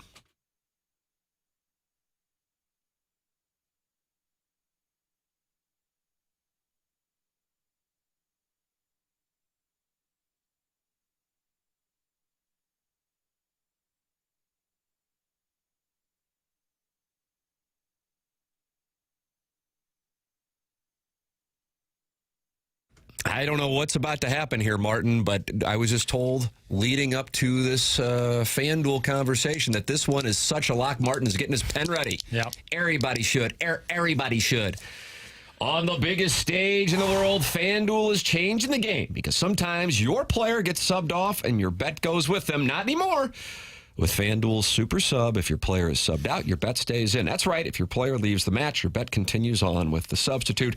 So you are still in it until the final whistle. Visit FanDuel.com/local to get started right now. And ladies and gentlemen, it is time for the play that Martin Kilcoyne and myself were told is such a lock.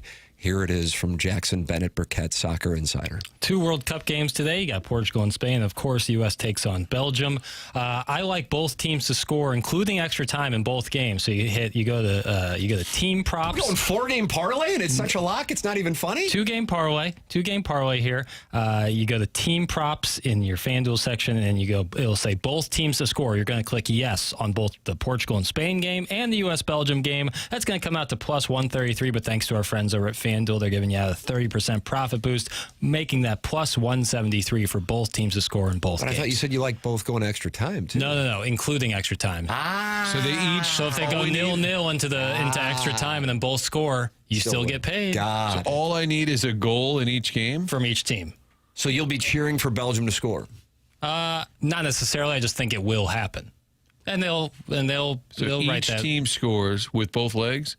Each team scores. It's independent of using both legs. Okay. Wow. Okay. I like our chances better then. All right. There it is. It's a lock. Visit FanDuel.com/local to get started now. Let there be goals this summer with FanDuel. Must be 21 or older and present. Missouri. Gambling problem? Call 1-800-GAMBLER.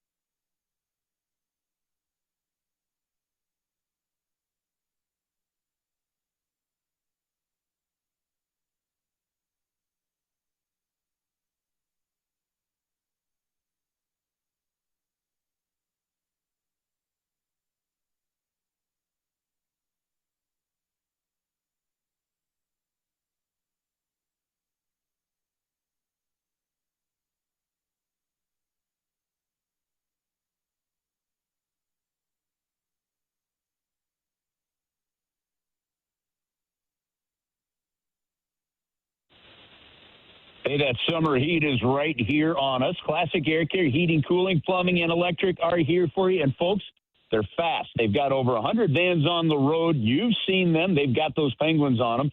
They can get places faster. Ask for same-day service if something has gone wrong with your air conditioning unit.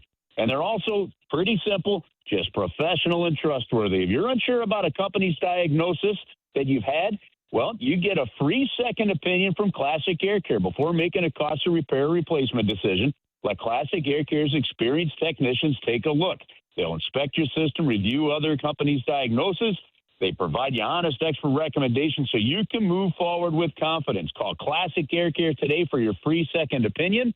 Book an appointment online as well at classicaircare.com. They've been making people comfortable since 1926.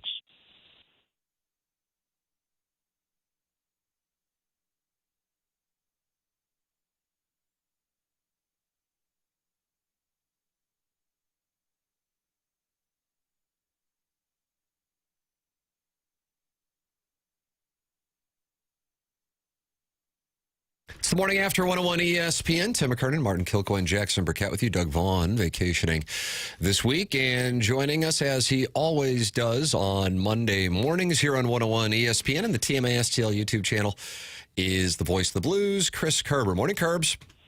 Good morning, Tim. How are you? Wonderful. Thank you so much. I'm curious on your perspective on what we heard from Alex Steen last week. Anything stand out to you? Certainly, we've heard a lot of rave reviews about Steen as a leader and his character and his sixth sense with the game of hockey. Anything stand out to you from that session? Yeah, two things, I think. One, the rave reviews you're hearing are based on the quality of the character, the individual, what we saw from him, for over 12 years as a player with the St. Louis Blues, both personally and professionally. And those appear to be the kind of qualities, that are excellent to lead and become a general manager, as hockey smarts, et cetera. Now, to me, the key is somebody like Alex, they've got to stay true to who they are and they've got to stay true to themselves. You can't get too closed in, circle the wagons too much. You can't become, what's the word I'm looking for? Paranoid a little bit, with stuff getting out. Things, whatever it may be, just stay true to who you are and you're going to be fine. An example for me is, a guy that has plenty of hockey smarts, for example, Ron Hextall, right? Now, I'm not comparing these two personally to them. I don't know Ron Hextall personally, but as Ron Hextall's time as a general manager went on, the culture that wound up being created in Philadelphia was just awful, and it created more things. So I think being true to yourself, and he's the kind of guy that I think always will be, which is great. But then the second one, more specifically to his press conference, is I think it might have been Jeremy that asked him the question, that you'd expect, what type of team are you looking to build, et cetera, that kind of thing. And he kind of paused, and after saying a couple of things, he just says, "I just want a hockey team. Just want to build a hockey team." And to me, that's all Alex Steen is about. And to him, the hockey team is a group of guys that are together, that play the game together, that work well on the ice for each other, and have a special bond. And if he does that, that's we just learned what the key to his winning philosophy will be. I think it'd be fascinating, too, the Armstrong relationship. I had an interview with Tom Stillman. He said, if you think of most businesses or successful companies, there is a succession plan. And yet in sports, we were kind of talking ahead of time. Most times it's GM just gets fired. When a new guy gets hired, comes in, hey, there's your office, there's the press, go talk to him. Maybe this is becoming more of a trend. We saw it a little bit with the baton handed from Mazalak to Chaim Bloom with the Cardinals. And I am fascinated, though, like the working relationship, because Army has had all the juice in the world, and now Steen gets to make the calls. I'm just kind of fascinated to see how that dynamic plays out. Well, and I'm right there with you on this, too, because at some point, decisions do end up being made, and someone's going to have to make the final call. Now, who makes it when it comes to certain aspects of this? And I think Doug Armstrong's, Tom Stillman's, faith and trust in Doug Armstrong is just outstanding and totally earned, right? So I think what we'll see is over some time, these roles are still going to have to be defined. you know, I mean, John Davidson was, you know, originally, you know, president of hockey operations, you know, with Larry Plow, and then with Doug Armstrong, right? And you've seen some other organizations start to slide into this mode. We saw with the Cardinals, Martin, like, I mean, John Mozeliak became president of baseball operations. Gersh became general manager, but you never felt that Gersh was actually a general manager in what we understood the sense of that job to be, right? I mean, it was still John Mozeliak show all the way. I don't get the sense the Blues are going to have that same problem or scenario. So that I think that one of the real curiosities over this next season is how that, I wouldn't say it relationship, but how that role definition really starts to shine through and get defined. And I think part of it will be Steen will be the voice of decisions. He's going to, now whether in the back room he says, what do you think, Doug? And they kind of workshop it together. I think the different, Mozeliak was always front and center. Gersh was literally to his right off to the side. I get the sense Army kind of wants to be in the background in terms of being the face of decisions. Yeah, I think it does. And I think Doug has this idea, they've got this philosophy of how that really president of hockey operations is more manager of hockey operations, and the decision maker is still on the general manager. Because, you know, Doug's old school in this way, and always has been, you know, with always referencing Bob Gainey and guys that he's worked with along those lines, where, you know, I think that Doug views that general manager role as the role that he has fulfilled all those years, and I don't think he wants to shortchange that for Alex Steen. You know, the question will be, and we may never know, to be honest with you, but the question will be is, look, if, you know, Alex really wants to make a move and it's one that Doug's not quite as on board with, who gets to make that call? And I don't even know that we get to that point, because these two seem to be thinking right along the lines, and Alex is smart enough to know that he's got one of the smartest and best GMs in the game, you know, that's moving on, that's still consulting with him. So I think there's a lot of things that could come up, but you got to think their personalities means that a lot of things just won't be necessary. It seemed like when they traded for Carlo and McTavish, okay, maybe not nasty players, but size, like getting a little bigger. And then when they go and sign Ross Johnson, it seemed to be, all right, we do need a little more edge. And Steen's quote was, it's an element we haven't had here in a long time. I think it's pretty obvious they felt they needed to add some toughness or some grit. Yeah, and what makes it really obvious, Martin, is how quickly into that first day of free agency they did that, right? I mean, that they made sure that nobody else was going to get him. So it was really obvious to me that they identified a need and made sure that they filled it. And, you know, by trading for Carlo, by trading for McTavish, that essentially was their, you know, early free agency period. And then they rounded out their other needs with the signing of Johnston. And look, this is a guy that can kill somebody when he gets in on the forecheck. We saw that. We saw him board Justin Hall in that game in March, you know, out in Anaheim, and then Tyler Tucker, you know, stepped up to fight him. He's willing to fight, and it is an aspect of just some nastiness and a little, you know, careful, don't cause the guy's synapse to break kind of moments that the St. Louis Blues, you know, I think desperately needed.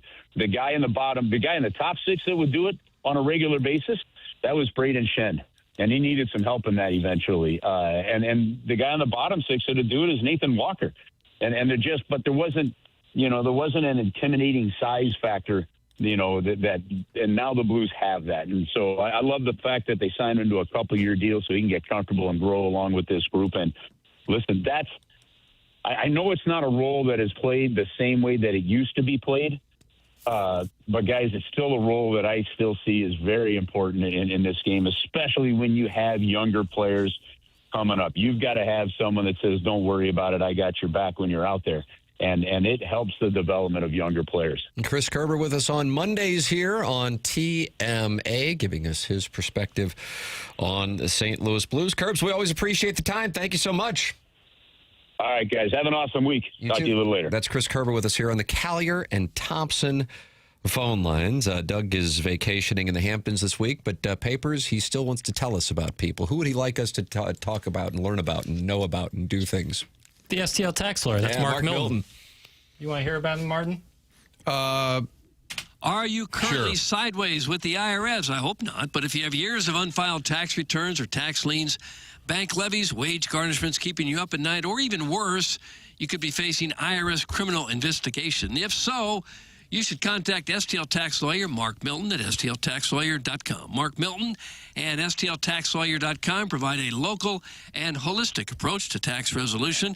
Don't be sucked into the out-of-town tax resolution groups you hear about on TV and radio. Mark helps individuals and small businesses right here in St. Louis solve their tax problems. He started his legal career with the Department of Justice Tax Division in Washington, where he represented the IRS in tax cases around the country and received the DOJ's Outstanding Trial Attorney Award. You have any kind of IRS problems at all, contact Mark Milton at stltaxlawyer.com today, and you'll be saying, no, I am not guilty. I am with Milty. Remember, the choice of a lawyer is an important decision and should not be based solely on advertisements. There it is, Doug vacationing in the Hamptons. He wasn't at the wedding, though, was he? No, because the Hamptons would have been near. I haven't heard, but I think everybody had to sign an NDA, so he might not be able to talk about it. Maybe he was at a table with there. Cindy Crawford, Ed Sheeran. I've still got the list. Ice Spice was there. Papers, help me out. Oh, yeah, I've seen. There was a time where there was a Chiefs game where Ice Spice was in the box. Who is Ice Spice? It's a rapper from, I guess that. from New York City. Okay, Benson Boone was there. Sure. He did the flip at the Grammys, was it? He sings that song. It's no good. Sounds like you're down on Benson Boone's handiwork. I'm sure Spielberg, Cindy Crawford. Spielberg? I want to know the table arrangements. You just wanted to be there to talk it over with Spielberg. Yeah, just talk Jaws. Has he been on Movie Boy yet? He's coming up soon. Nice. And you went up to him and gave him your list of which ones were good and which ones were bad? The guests go my mom, Gareth, and then Steven Spielberg. You can email in the morning after at InsideSTL.com for our Design Air Heating and Cooling email today that comes your way in approximately an hour on the Polos Plus dossier. Tim McKernan, Martin Kilcoyne, Little Jackie Papers, Chairman Kurt manning the Collier and Thompson phone lines. Send your emails in for the Design Air Heating and Cooling email today, the morning after at InsideSTL.com. This is TMA 101 ESPN from the Stiefel Studios.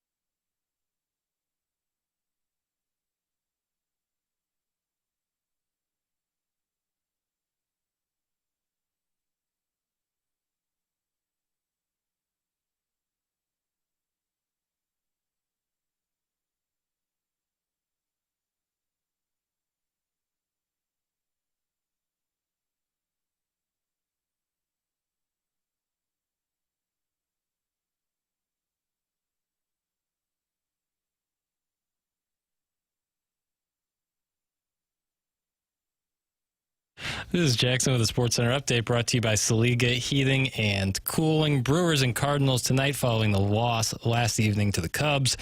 6:45 p.m. first pitch. Dustin May on the mound for the Redbirds. That was another Sports Center update brought to you by Saliga Heating and Cooling, a Daikin heating and air conditioning dealer.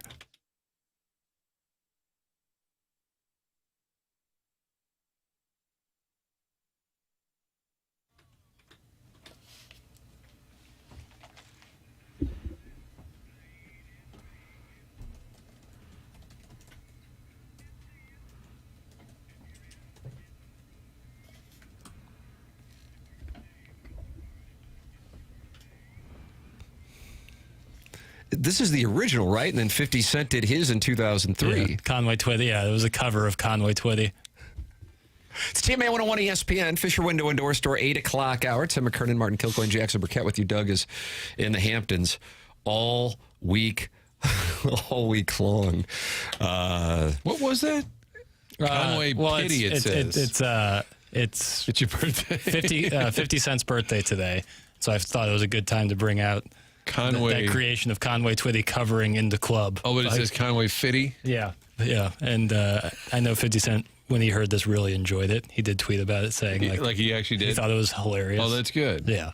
The main story this morning here on the program is what is an ever-evolving situation with the Flo Balogun suspension being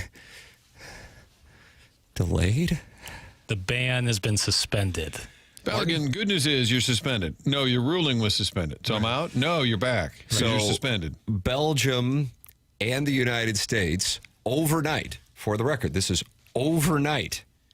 So if you woke up and you thought that everything was the same as when you woke up or went to bed with this situation, that's not the case, as The Athletic had exclusive reporting that both Belgium and the United States had to submit an appeal on the appeal to a FIFA-appointed judge who was not affiliated with UEFA, European Soccer, or CONCACAF, which includes the United States.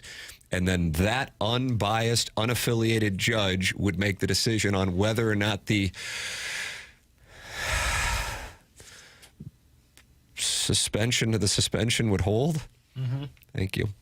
Well, now, Martin, the gentleman who broke the story yesterday, Ben Jacobs. Jackson, you familiar with Ben Jacobs? I don't know much about Ben Jacobs. Seems to be a bit of a soccer insider.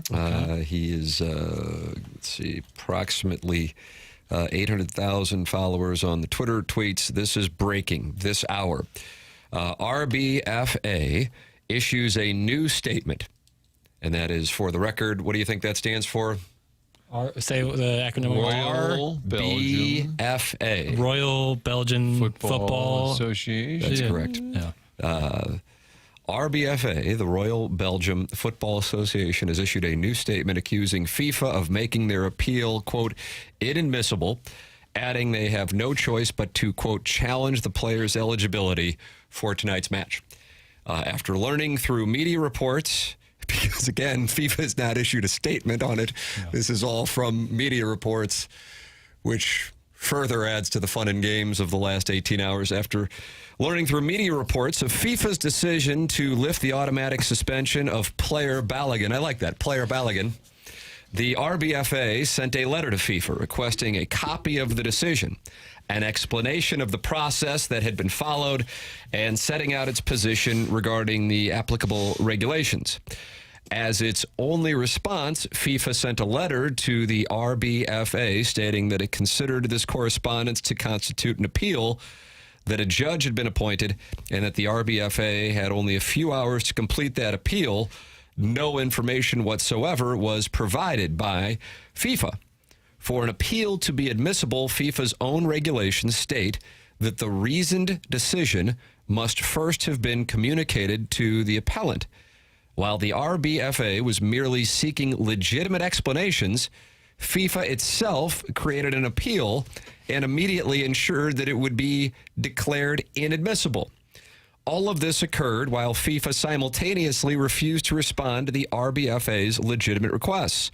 Furthermore, During the match coordination meeting, FIFA deliberately removed the section concerning the automatic suspension of players from its presentation.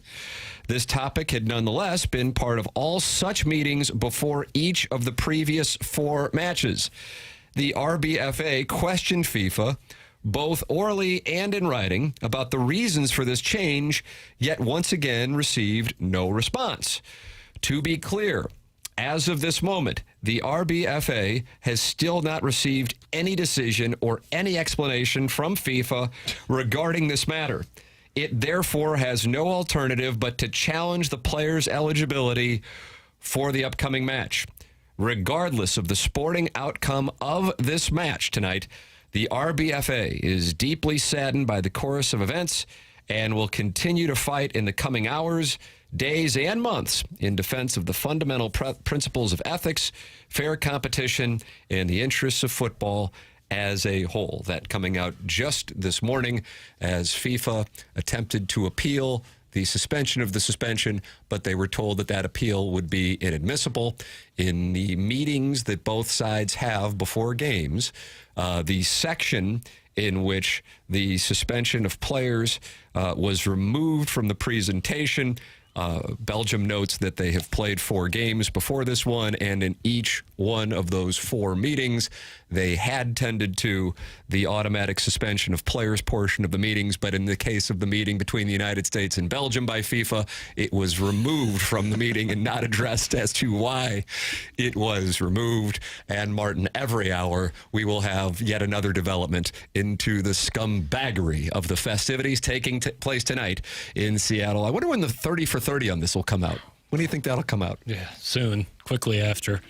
It is frustrating for Belgium. I do think at some point you got to move on because it looks like you're poor sport. The ruling's made, but I think it's not about Balogun.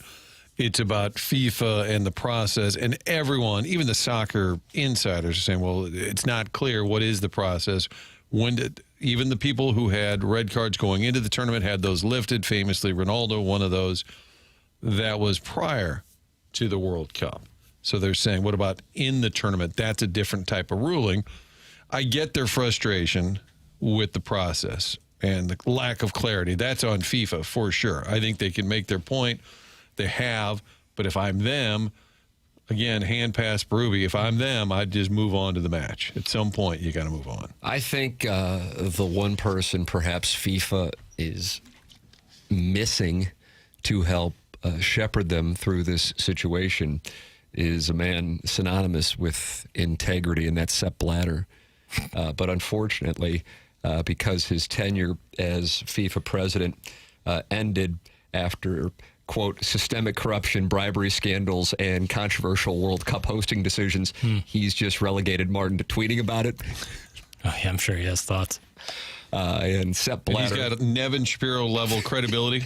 Sepp Blatter tweeted this morning at 1:46. Maybe he was at the Zed show and still coming down. Sure. Red cards are not overturned by political phone calls. They are overturned by rules, evidence, and independent bodies. If a United States president intervenes with the FIFA president and a player is suddenly cleared before a World Cup knockout match, the question is unavoidable. Good news, I took 4 years of Latin, so I should be able to handle this. Okay. Quo vadis FIFA. Football must never become a playground for political power. Martin, that comes from Sepp Blatter. Jesus. Who, by the way, is 90 and he's on Twitter, so good for him. Oh, you know what that strikes me as? A guy with a dry beak. He's one man on this. Yeah, he's upset that he wasn't able to get some of that a little bit sweet, for this sweet decision. kickback. Why did he? It would have been much better if he went on there and said, "Here's how it works. You ask for a little bit over in this account, and then you move it to this account, and then we say all good, all decided." Yeah, like he should just be honest here and say, "Here's how it works." Yeah. Here's who got some paid. Gift cards. Here's what I did in '84 and in '92. Yeah.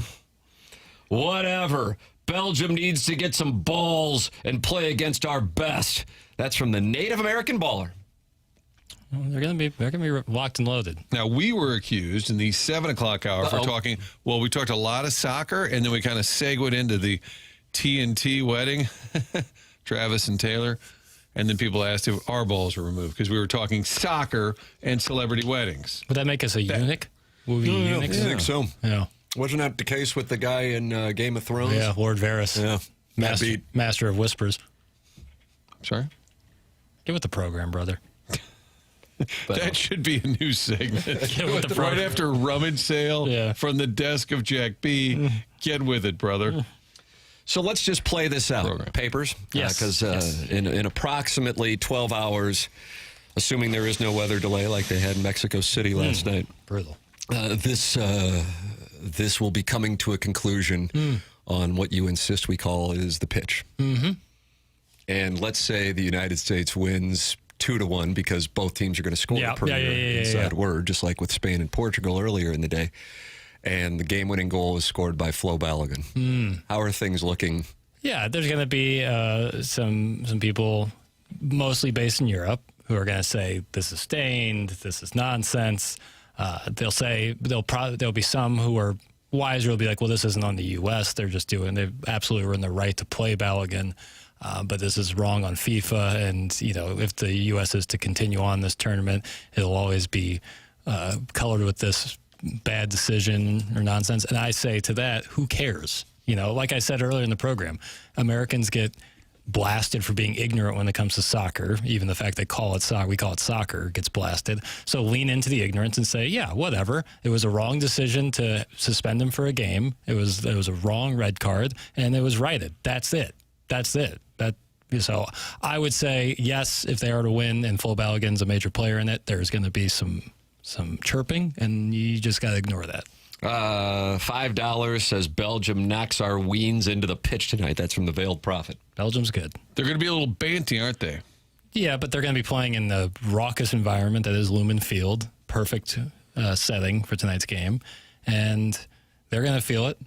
But Belgium's really good. So it's like, if they are to win, I wouldn't say it's like, well, they were charged up because of the Balogun decision. They're good to start with. Mahomes Longbody poses this question. Wouldn't we be pissed as American soccer fans if De Bruyne was red carded the previous game and then all of a sudden it was changed for him to play against the U.S. tonight? I understand the frustration. That's from Mahomes Longbody. 100%. Jackson, you are considered a bastion of integrity on this program. I think more probably because of Movie Boy and QFTA and your handiwork there, but it carries over here.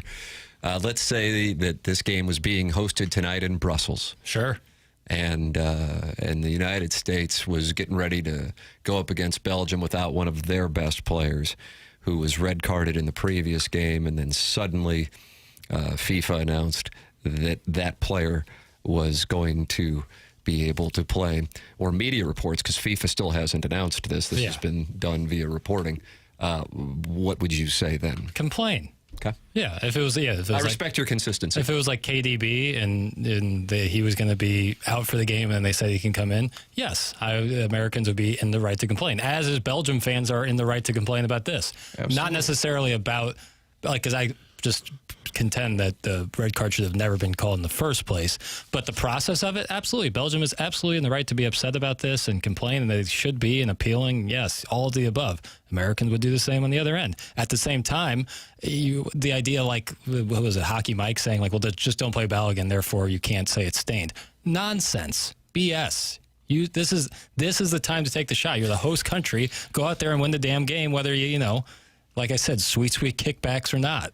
Hockey Mike trying to win a Musial Award. We're trying to win the World Cup, exactly. okay? It's like, you remember that commercial, that terrible commercial where it was a basketball commercial and the pass goes out of bounds, but the guy tips it at the last second and they call it in favor of his team and he goes and tells the ref that it was off him and to change the decision? One of the worst commercials I've ever seen in my life.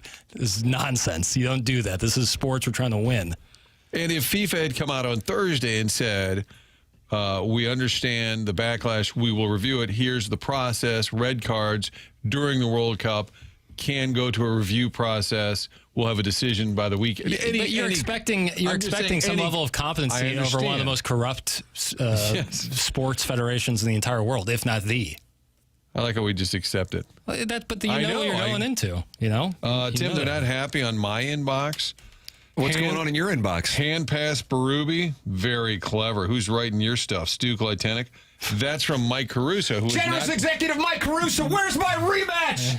Maybe that's why he avoids the regular inbox so you can snipe him. Yeah, exactly. Hand pass Berube. You move on. Right. Play the game. Right. I'm good with that. If it came from Stu, my inner Stu, possibly. It felt like the U.S. was prepared to do that with the Balogun decision. Is this a Jackson heel turn going on? That's from Ryan Day's Nipple Rings. In what way? Ryan Day's Nipple Rings. Call in 314-974-0101, and you and Jackson can sort this out because Jackson's making a heel turn per Ryan Day's Nipple Rings. I don't see how I'm making a heel turn. This is a very pro-America stance I'm taking here. And by that, it's a heel turn because you're Libby Jack, your papers Acosta, you know what I mean? That's right. The heel turn, is that you're on the side of the U.S. Well, That's I'd say patriotism wears many different hats. Yeah. Clip that off. Sick Dotem Rip hoodie, Tim. It's fire. That's some hard-bodied. And I was thinking what that meant, but I guess I'm wearing a Dotem T-shirt. Yeah, it's a sweet tee. Yeah. A beautiful logo on that Dotem. Yeah. I'm wearing the old US of A top here. Nice. Patriot. This is our Stiefel friend. This is from the U.S. ski team. The great Spencer Head. Yeah. And you're attracted to Spencer? Well, I just identified that he kind of looks like Brooks Koepka. And And Are you attracted to Brooks Koepka? Similar distance. No. Could be awkward. I do like how championship he's got his lining up guests. He's got his trolling shirt, his trolling hat, Classic. his trolling hat back on. Brooks does? Oh, yeah, Bryson DeChambeau was interviewed saying like, I used to be one of the best major champion contenders, and now I've missed the last couple of cuts, and people think it's because of the YouTube stuff. And it was like this really long video that was pretty lame to watch. And Brooks Koepka commented, "Cool story." He's back, They're baby. back. Yeah, they're back. I don't mind that. Oh, I love it. They're not happy with Mahomes' long body for suggesting that he understands where the Belgians are coming from. He wants to be soft launched into the sun. No, I think that's a fair take. To say like you can understand where the Belgians are coming from. It still doesn't matter, and you're still going to play Balogun, but you can understand the Belgians' frustrations. And that's your heel turn? Maybe. I wouldn't say it's a heel turn. Maybe Christian Pulisic's like, hey, I thought I was the big deal here. Right. Nobody's worried about me. He's getting Maybe he upstaged. comes out and puts up a brace. Yeah, that'd be awesome. I've always said that Jackson is a man of unquestioned integrity, and now we see the dark side of Jackson Burkett. That's from your mom's lesbian lover. It's the dark side. I don't get what have I said that's your heel turn is that you're pro-America. That's the heel turn. In terms of soccer, yes. We're rocking and rolling, baby. This is the time to get it. This is awesome. You are secretive soccer sharp. How about the fact that the Stars have all scored a ton of goals? That Holland, who looks like Ivan Drago. His second goal yesterday was filthy. He's a monster. He looks like Brian Bosworth. He's awesome. And the Viking row they do, 10 out of 10. Sportsmanship's so overrated. It stops after high school. Grow up and play to win. It's professional sports. That's from Packer Day. Well, I think there's a difference between like helping up a player who's hurt on the ground. That's a nice example of sportsmanship. Or in soccer, oftentimes if a guy like actually really gets hurt and you have like a breakaway, you might like kick the ball away because he went down. That's a thing that happens. But when you have an opportunity like this to play your best goal scorer, because FIFA, whether it's right or wrong, is allowing it, you got to go take that chance. You don't just leave a guy on the bench for the sake of sportsmanship. Nonsense. Do you think Blaze Jordan didn't play Saturday, Sunday because it was being sporty towards the Cubs? Right. A for gesture me, of good felt faith. bad, and he chucked it into right field. It felt bad for the Cubs. Get out of here. 307 friends are in the Form Energy YouTube chat, and they're talking it over. And that includes Dr. Xander Malanthrop, RBSTL, Walrus King, Don PP, G-Man, and Mandrake. They're all talking to Ari Goldsburner in there. You can talk it over. It's the TMA STL YouTube channel. Open up YouTube, type in TMA STL, and you can watch the program anytime you want. You can go back and podcast as well on there. It's the TMA STL YouTube channel, and you can talk it over in the Form Energy YouTube chat. Tim McKernan, Martin Kilcoyne, Jackson Burkett with you on the program. It's TMA 101 ESPN.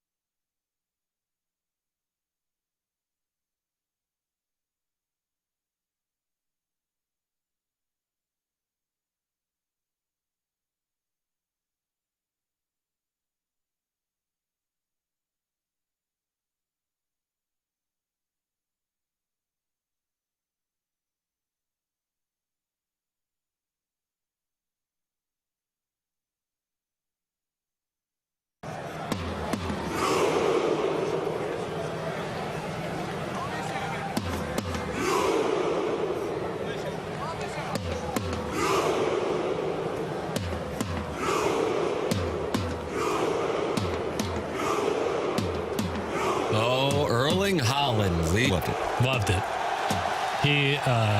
He's very funny, Erling Haaland. He's not to mention an outstanding soccer player, but really, really funny. So Norway, I was rooting for Norway against Brazil yesterday.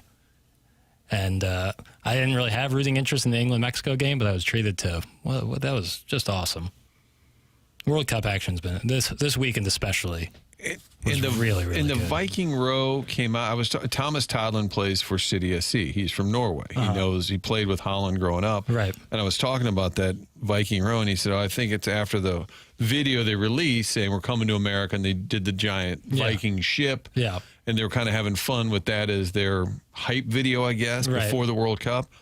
So I don't think it was a thing before that. I'm not sure on that. I think it's something that they've done before in Norway a lot, but I don't think they brought it to the World Cup. Okay, he seemed to think coming off that video where they're in the giant ship that everybody kind of made it into the row, and then they did it in Boston, and it's pretty damn cool. Yeah, it's awesome. The odds for tonight's festivities between the United States and Belgium, which every hour there is a new story on this appeal or lack thereof, as Belgium is now claiming is the case, that they are not allowed to appeal the suspension of Flo Balogun.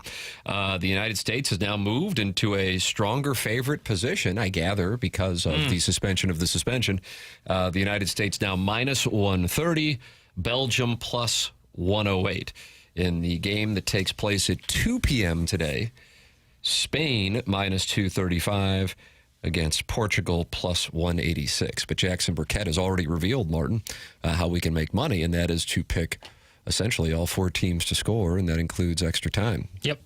And that's how we get paid? That's how we're going to get paid. Okay. Yeah. I've never seen you more committed to a take than that. Yeah. Oh, I feel very strongly about it.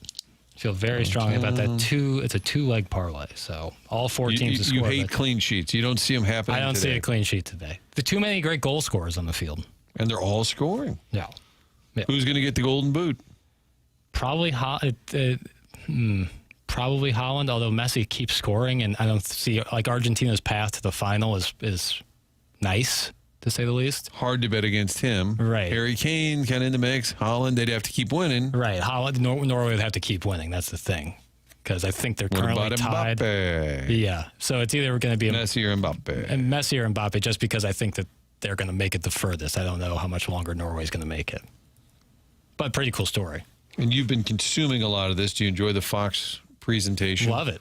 Yeah, I think it's been really Doug wants a few more Americans on that set, but we got some soccer aficionados. But even in the delay last night, I thought they did a good job of keeping the entertainment value to I wasn't locked in on the 45 minutes leading up to it. But they kicked it up to Seattle for a lot of breakdown, then they kicked it back to Mexico City. They did a good job of putting the attention on the atmosphere in Mexico City and how cool the Azteca Stadium is. So I thought they've done a very good job, and I like anytime Zlatan's on the television screen, it's good television to me. And Thierry Henry. The Zlatan-isms, what did you think of the game? And he's like, when a lion goes into the forest, yes, he will eat large. And then after the next game, Zlatan, what did you think? He's like, it is a seal clubbing another. I think they've done a great job. He's like a Zoolander character. Right, balancing him, who was outstanding, one of the best Swedish players of all time, with Thierry Henry, who's one of the best players of the last 30 years. And he's much more reserved and composed in his analysis. So I think it's a good... Understated, a little bit hyperbole. Right. And then they took Alexi and shipped him off. But I don't think that's for good. I think that's just to highlight the American coverage. Agreed, yeah. I think he'll be back with the other fellows who don't seem to really appreciate that he's on the same dais with them. As is the case, every hour there is something new with regard to Belgium and their attempt to appeal the suspension of Flo Balogun's one-match ban.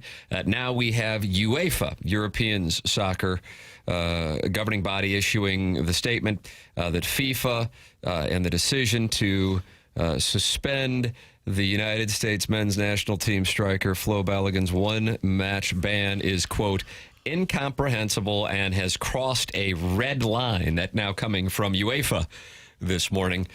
Balogun, of course, received the red card in the win over Bosnia and Herzegovina.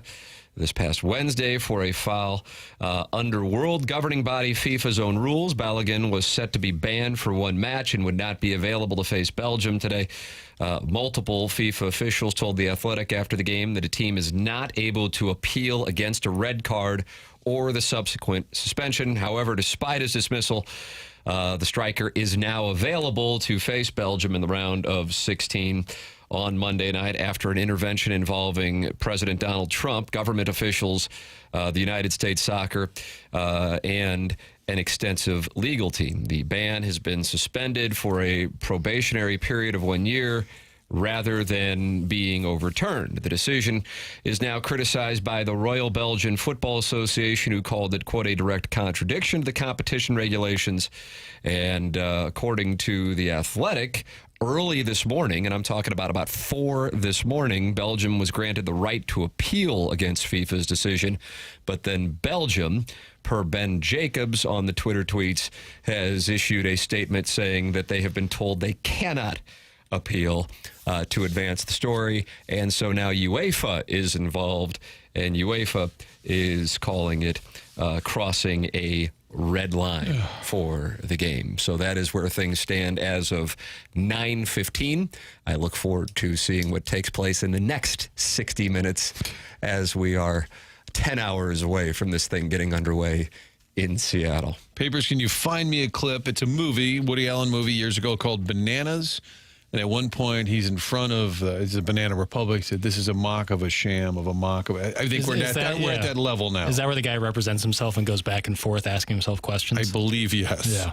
But it's a mock of a sham of a. Yeah. Well, Papers looks for that. Here is the UEFA statement. Yesterday's decision to suspend for a probationary period of a year the implementation of the one-match automatic suspension following the red card issued to the player Flo Balogun crossed a red line.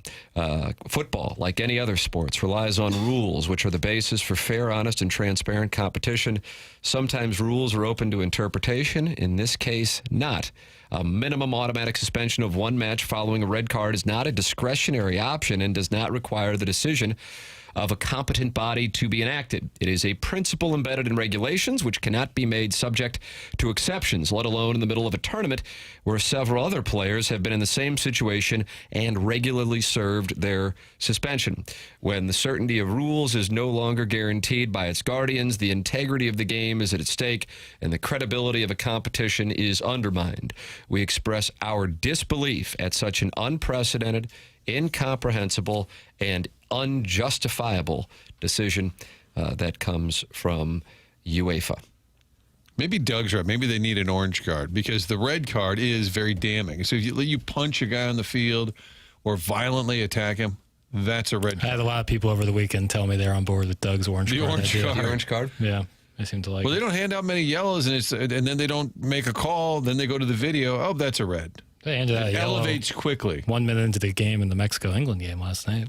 1 minute in. Well, Declan Rice booked. And then the English player, he's out for the next game. That was an aggressive tackle. You want that audio? I object, Your Honor.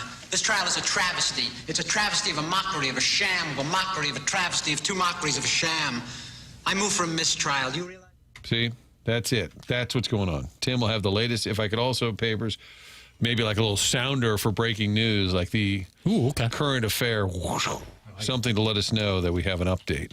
So, Tim, the latest is that they can't appeal, but they are appealing. They were told that they could appeal per The Athletic, and that both the United States and Belgium had to get their statements to the FIFA-appointed non-UEFA, non-CONCACAF judge who would make a decision, and they had to do that by 5 this morning Pacific time.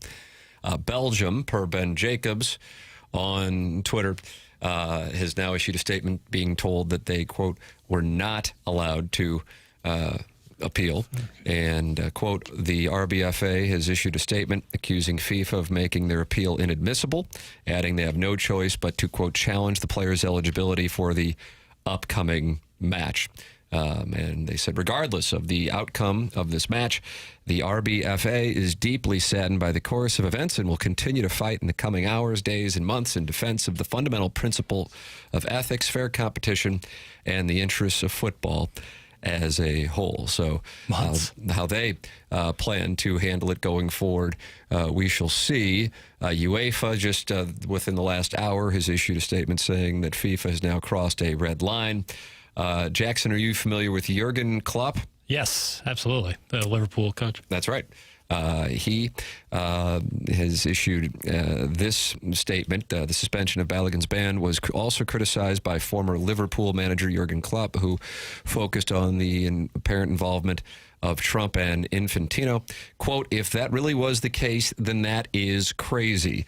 Let's just say this. This is our game, not theirs. These two people, Trump and Infantino, who both have no idea about football, should have nothing to do with that. That was a red card. There's no two ways about it. So that is the statement from the former Liverpool coach. Try this one for size, Martin. It's a good little breaking news sounder. All right. What's that sounder from, Pappas? It's just a royalty-free breaking news sounder. A royalty-free? Royalty-free? Yeah. Duty-free. Yeah, talk about dry beaks. Talk about a dry beak.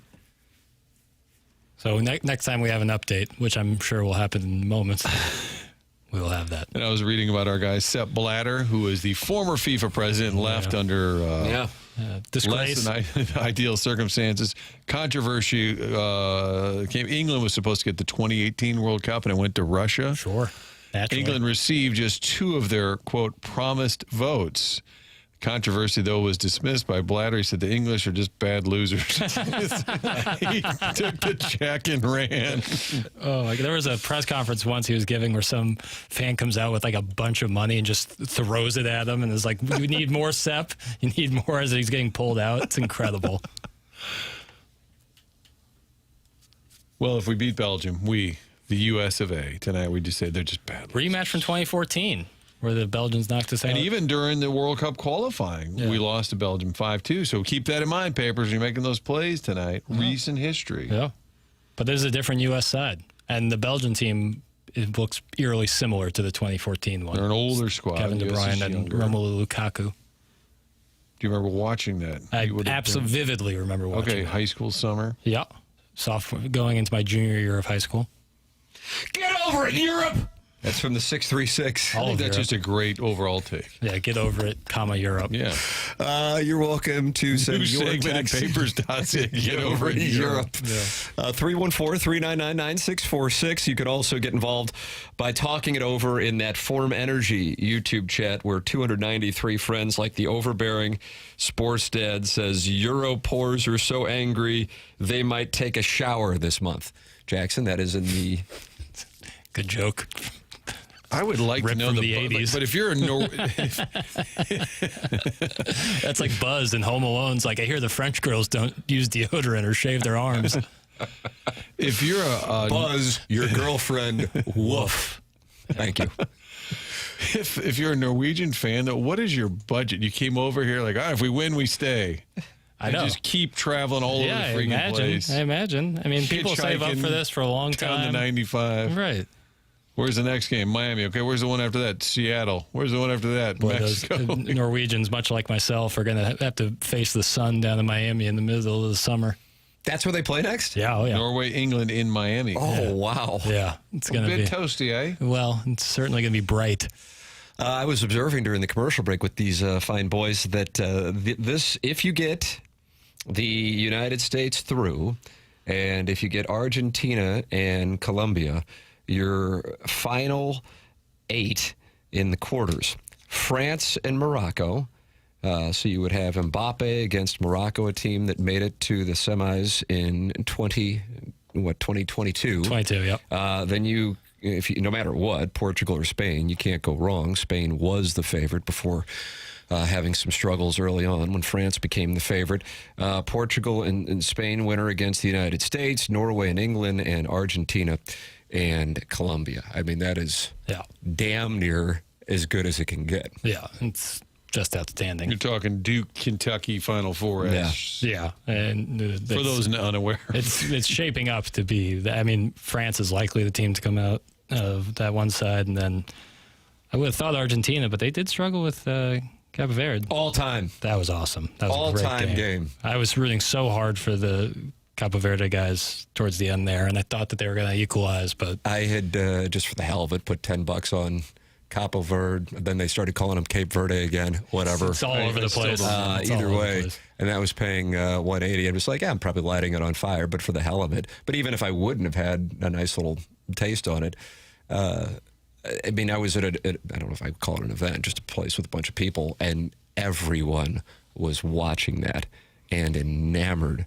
with it. You want to talk about maybe the 30 for 30 is just on the 2026 World Cup in general. There's a lot, and we're still got plenty of tournament left. Yeah.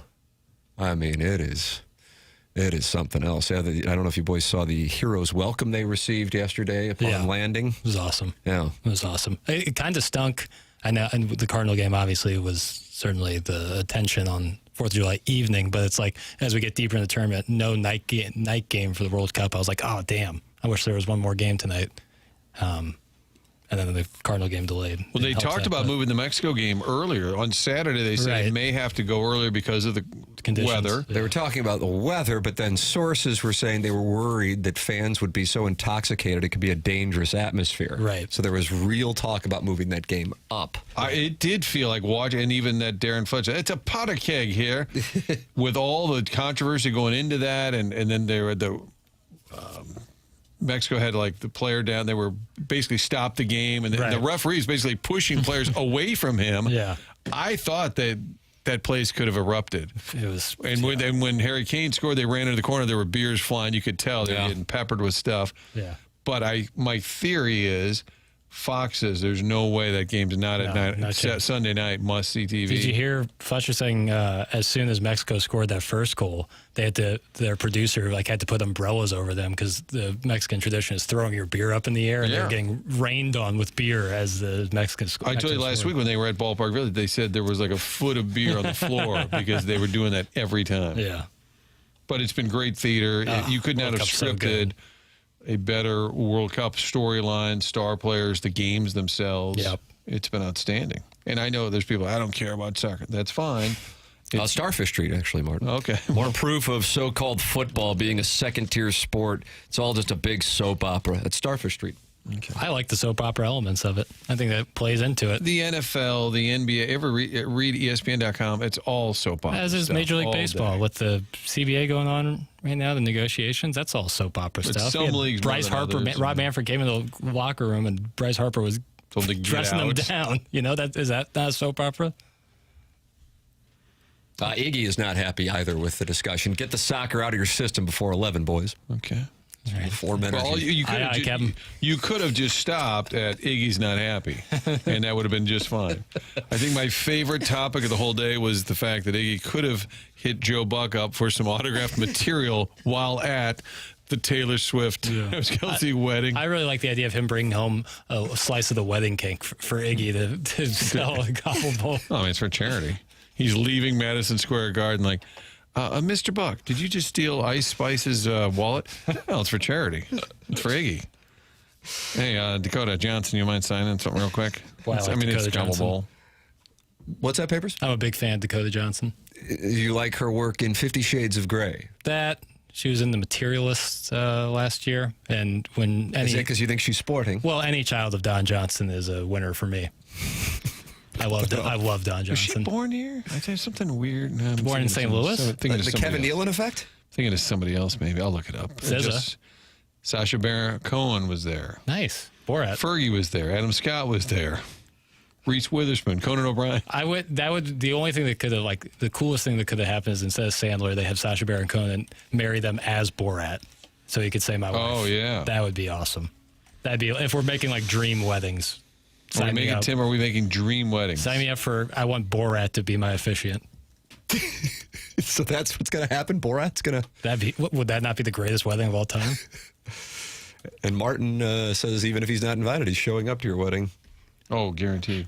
I imagine you'll be. I'll be like Dustin Hoffman in the. Let me in. Email in for the Design Air Heating and Cooling email today, the morning after at InsideSTL.com. That comes your way in approximately 15 minutes here on the Polos Plus dossier. Martin, do you know anything about Seth Goldcamp and his handsome repairman? Oh, love Design Air. They were out a couple of weeks ago, just a little maintenance check, and boy, the timing could not have been better right before the big heat wave. So if you have any issues, you know where to go for your heating and cooling needs year-round. That's DesignAirService.com. Sign up for that maintenance plan. That means they will be out to your home on a regular basis just to make sure things are being checked on and make sure things are running properly. We had the folks out recently. I didn't catch a name. I regret. I mean, that's more Doug's thing anyway. It gets kind of creepy. We just had a great repairman come out to the house, little maintenance check. Everything's going great. We bought the furnace in the wintertime, and it's just an outstanding operation. Everything they do there is top flight, including the employees. Just great team of people that are working at Design Air. You can tell the difference when they're in your home. Love hearing the reviews from our listeners who have worked directly with Design Air. You know what we're talking about. Absolute professionals, just pleasant people that know what they're doing, not trying to sell you something they don't need. You can tell a family-owned business, that's what it is. Seth Goldcamp's fourth generation. They've been doing this for more than a century in St. Louis. Technology changes over the years, but their commitment to the customer does not. There's a difference. Find out for yourself at DesignAirService.com. Also, doesn't appear Dakota Johnson has anything to do with St. Louis. Okay. What am I thinking of? There was a young child actor, female child that was from, I'm thinking of some. Like a Nepo baby one? Like Maya Hawke? Taylor Momsen. Is she a Nepo baby? She's St. Louisan. Oh, okay. I believe Iggy has a rapport with her, if I'm not mistaken. I mean, she'll sign something. Find out at 11 when the soccer top halts. I'm going to have to, the day after the ask. Have you made any progress on the Kachuk? What was it for? Oh yeah. I've got a. You gotta get the a taxi sign bouncing back. Guys, Jackson told me sprint past the AFTA studio, AMTA, whatever it is. I saw Dakota Johnson at Wally's last week. That's from Will Clark's post-game bevy. Is that right? Hell yeah. Nice. I knew that was coming. Shocker. Jackie likes two sports that love flopping, NBA and soccer. That's from the Gray Summit Grey Goose Guzzler. That's right. What are you going to do about it? I don't think we knew Not a damn thing. We didn't know your soccer passion until... This guy gives us picks and we make money. Even passion. No, but you follow it like when you said, "Oh, that's the Liverpool coach." I'm like, "Holy crap!" That's Jurgen Klopp. Okay, but until this World Cup came around, I don't think we knew that about you. Well, there's always you're full of surprises, fella. Like a lasagna, just another layer. He's like a lasagna. Very similar. You're like Zlatan. You've got these isms you just roll out there. His usually involve an animal and eating. Yeah. Iggy's prison window hand in the Forum Energy YouTube chat says, shame on Henshin and Martin if they don't get that signed gear. Really leaving a putt out there, guys. That's from Iggy's prison window hand. I like the use of shame. See, the Marlins manager lifted the pitcher. I forget. He had a perfect game through perfect 7. game going. It was in Sacramento, and they started chanting shame. So the request again for you is to get Brady Kachuk, Matthew Kachuk was the ask. And Walter to sign a hockey stick. Yeah, so 2 Olympic gold medalists. One of those 2 is a 2-time Stanley Cup winner. The other just went into the Hockey Hall of Fame.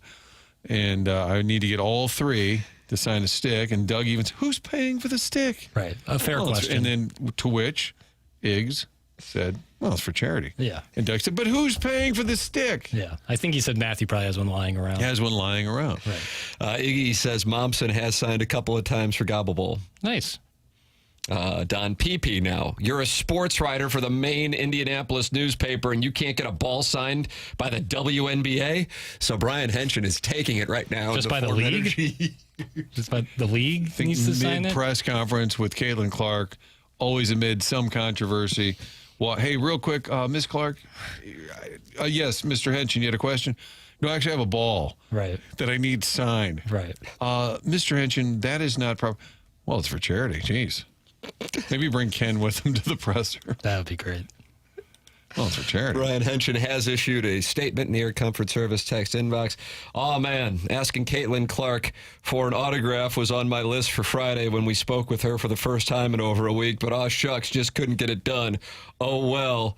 What the hell? That's Brian Henshin, who is supposed to get an autographed ball from Caitlin Clark for Gobble Bowl. And Martin, you're supposed to get an autographed hockey from stick the entire from the Kachuk crew. Family. And Ken says he's tried, but it keeps bouncing back. Well, he says, hey, Matthew, take my phone. How did this guy just bounce it back or something? I think that probably happened. Who knows? And now Henshin has been called a skid mark to society by Ari Goldberg. That seems unfair. And it's getting rough in the Form Energy YouTube channel. Now it's getting rough in there. That's a bad scene. We got the Design Air Heating and Cooling email today coming up on the program. The program is called The Morning After. It's presented to you by Brown and Crouppen, which is online at getbc.com or by calling 314-222-2222. Brown and Crouppen, the presenting sponsor of TMA, now going back for 3 years. And we are grateful for their support. And we ask the audience to support the sponsors here on the program, Brown and Crouppen. Getbc.com. And you hear from Ed Herman, you hear from Andy Crouppen, you hear from Terry Crouppen. They are able to come in studio because they are locally founded and operating here in St. Louis, going back to 1979. It's Brown and Crouppen at getbc.com. Remember, they don't get paid unless you get paid. It's Brown and Crouppen, 314-222-2222. Brown and Crouppen online at getbc.com. The program's called TMA. We broadcast from the Stiefel Studios on 101 ESPN.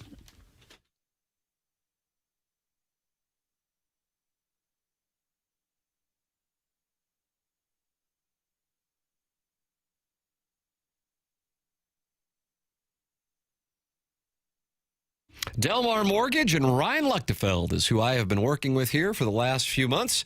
Just got an email from Ryan on our whole process, and it has been seamless. We are very grateful for Ryan Luchtefeld and his team at Delmar Mortgage. That's a family business going back 60 years. Ryan's been working with Delmar Mortgage for 13, and he's been in the industry for more than 2 decades. He gives out his personal number at 618-593-3608. That's 618-593-3608 to call or text if you are looking to buy a home, if you are looking for down payment assistance, if you want to close in as little as 2 weeks. They have pre-approvals and fast-track options. They're going to make your offer stick out to local sellers and listing agents. You're going to get that personal local touch, but with all the necessary technology to make the process smooth and easy. It's DelmarMortgage.com. Call or text Ryan Luchtefeld directly on his personal cell, 618-593-3608. That's 618-593-3608, Delmar Mortgage.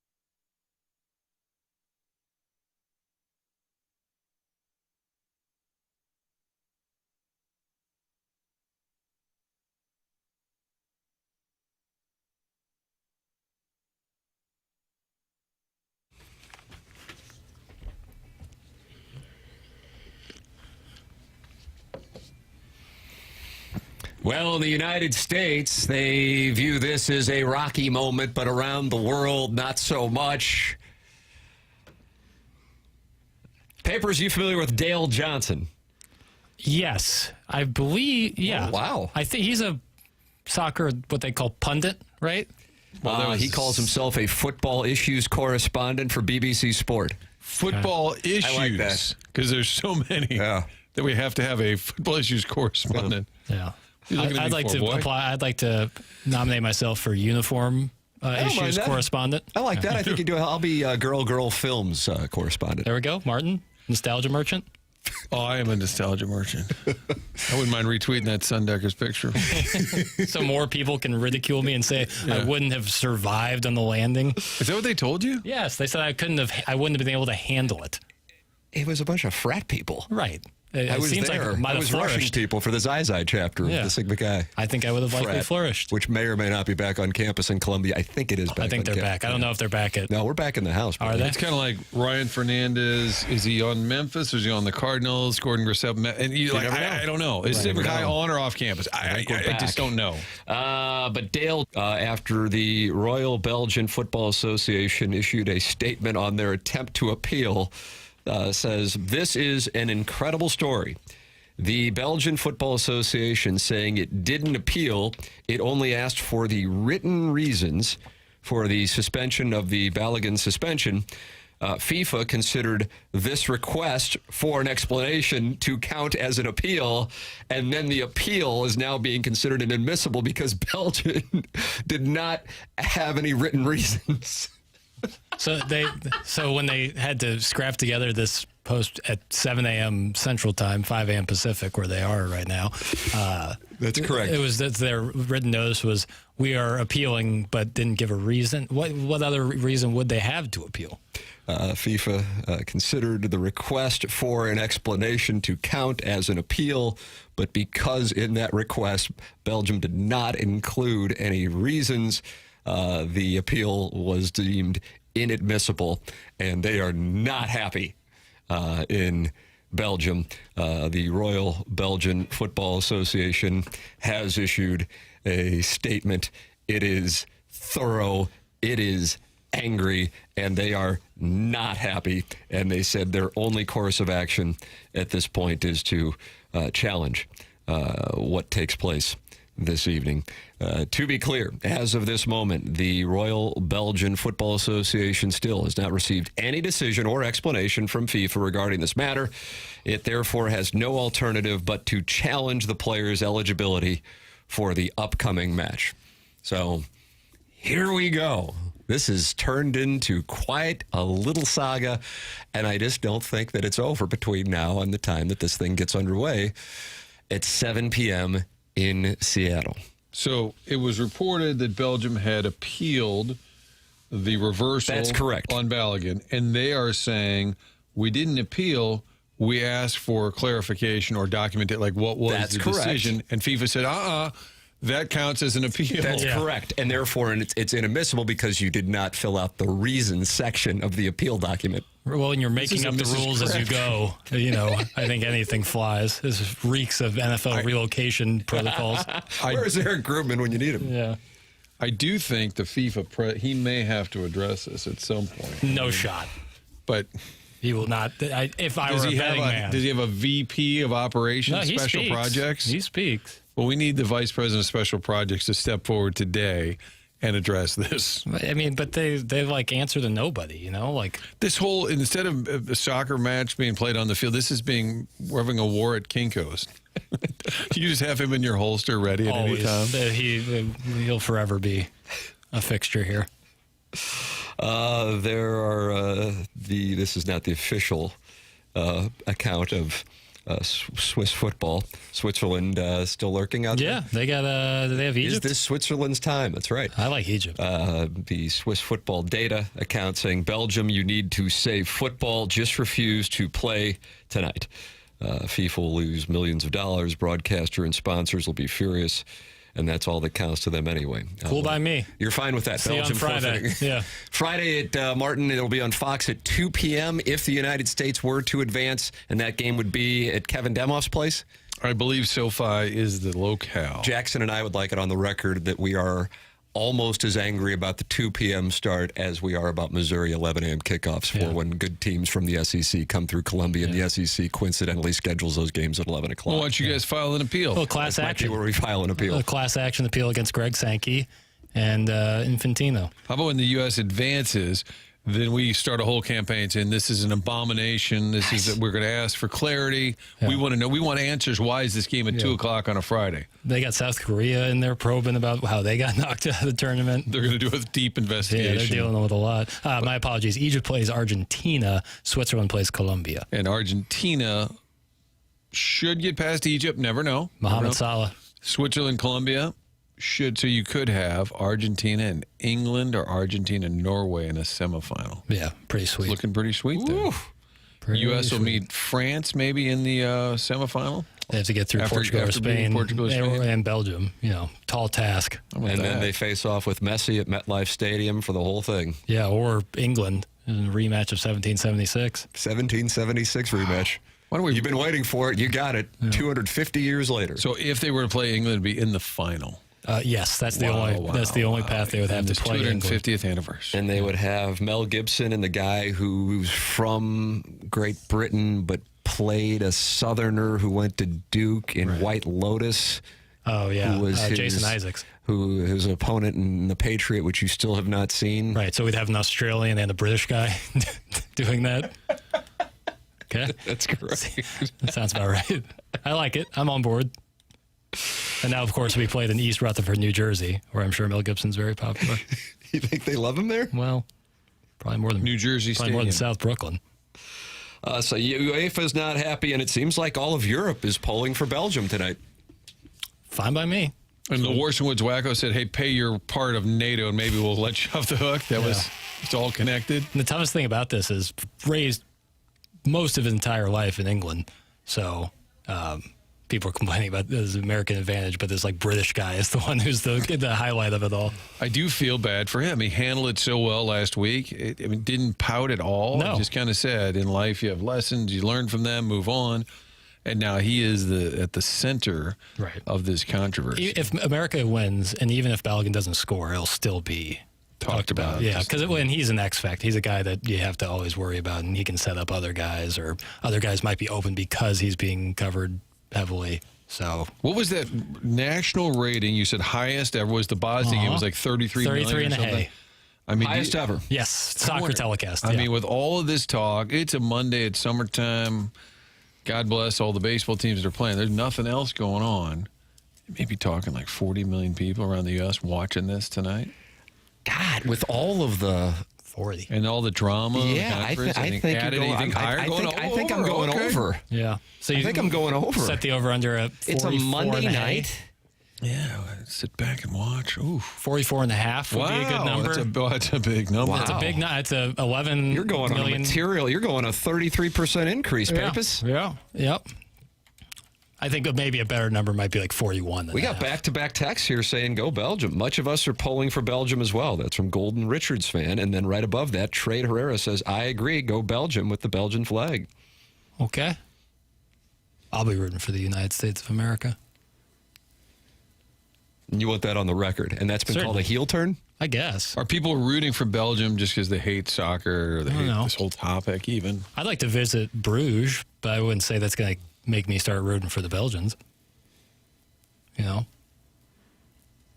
Well, tomorrow we'll call over there and get their take. You ever seen the movie In Bruges? Colin Farrell? I'm sorry? The movie In Bruges? In Bruges? No, I have not. Good or bad? Movie? Great. Wow. Outstanding. It's goodorbad.com, getting passionate about it. Move to Belgium, then! That's from the 314. Wouldn't mind. By the way, NFL playoffs last year averaged 37 million viewers, to give it context. NFL playoffs, just monster ratings. Yeah, right.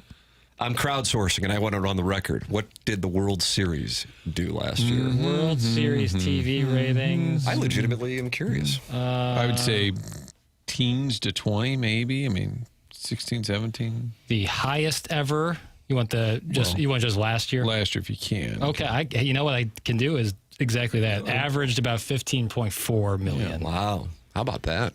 Yeah. Game 7 had at its peak 26.8. Highest ever, 44.2 in 1978. Maybe someone laid down the bunt. Dodgers, Yankees. Yeah. What did I realize it didn't go 7, but what did the Knicks and Spurs do? I thought it was in the 20s. I thought it was in the 20s. TV ratings for the Knicks and Spurs averaged 20.6 million across all 5 games. All right. And what about the Hurricanes and VGK? Hurricanes, and you're talking about Vegas Golden Knights when you say VGK. That averaged 5.2. Does that feel good to say? You know what? What's the point? Yes, it felt great to say. It felt great to say. You feel liberated? You're out now? 4X. Yeah. That the NBA 4X to the NHL, and you're celebrating that. I am. You know what? I am.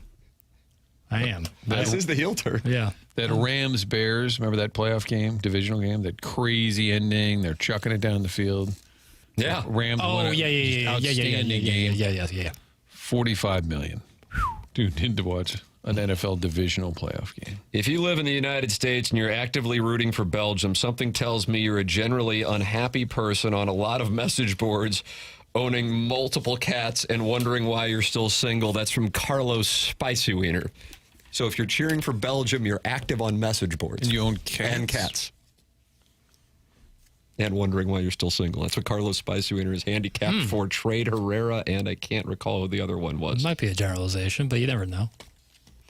Any American rooting for Belgium should be deported until the World Cup is over. That's from Dave, and he's in O'Fallon. Deported where? To Belgium? It wouldn't really be punishment, would it? First class ticket to Antwerp? Just eating chocolate, yeah, hanging out. Sounds pretty sweet.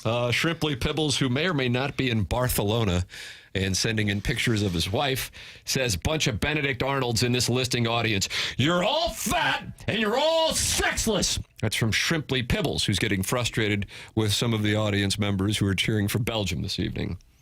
Of these people cheering for Belgium, they're absolute turds.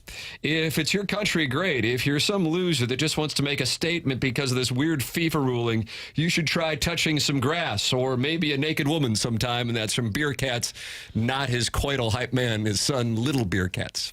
So the support of the Belgium fans in the audience is not necessarily being reciprocated by others. Now, this is dangerous. It's not a dangerous take? No. Dangerous takes. No, that's Paper's domain. This is a dangerous question. But I would enjoy it if the texters who told this show shared with the audience that they are rooting for Belgium. Can you please explain why? Yeah. I'm kind of like FIFA. I'm going to need a little clarity. Otherwise, I can't accept your answer. Right. And if they say, oh, well, my aunt is from there. Okay. But is it just because the U.S. was allowed this particular player's return? I would honestly, for those who are, and they're getting pounded by because of that, they're getting, the response is that they all need to be shipped out.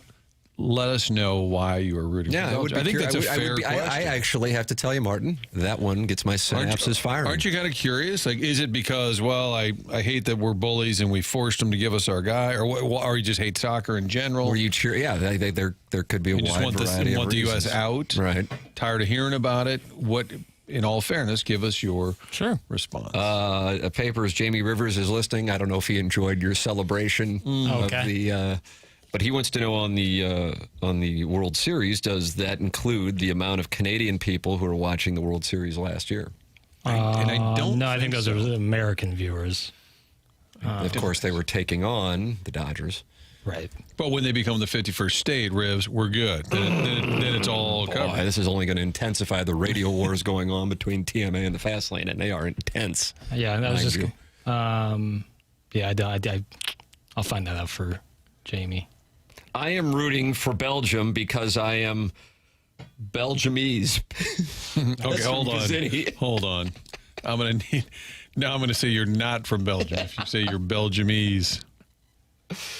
We have not heard anyway from the people who said they were rooting for Belgium, Martin, but I am intrigued by your question to see what the answer is. I'm rooting for Belgium because I'm a dude who rides bicycles for fun and drink IPAs and have a man bun. I don't think that was an honest, sincere answer.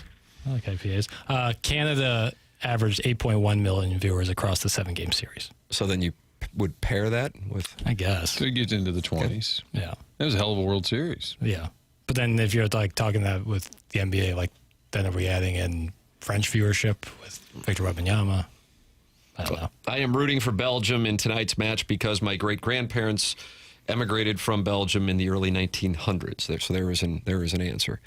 Now, let's say the Republic, not the North, all due respect. Right. Let's say the Republic of Ireland were taking on the United States. And this is my personal thing. I wouldn't be pulling for Ireland. That doesn't mean this gentleman or lass is out of line, but that's right. I personally am. This actually gets into an importance thing for me that I am considering emotional risk management. We are in the emotional. Martin, I don't know if you've. So you would wager on Belgium, therefore you win. If you lose, you're upset, but you made money. Belgium to advance. Correct. Right. Because the last thing you'd want is Belgium money line on the 3-way and then goes to extra time. And the 3-way? Yeah, the Belgium to win in regulation to go to extra time or U.S. to win. Because that would be a bad beat because if they go into extra time and then Belgium wins and advances, but you still don't get paid. I thought the 3-way double cross. This show is confusing. I thought the 3-way was the freeway in Barcelona. Is there a freeway? Tripoli Pebbles. A famous freeway? Well, you call it Barcelona. I thought it'd be the 3-way. Oh. So the freeway. Got it.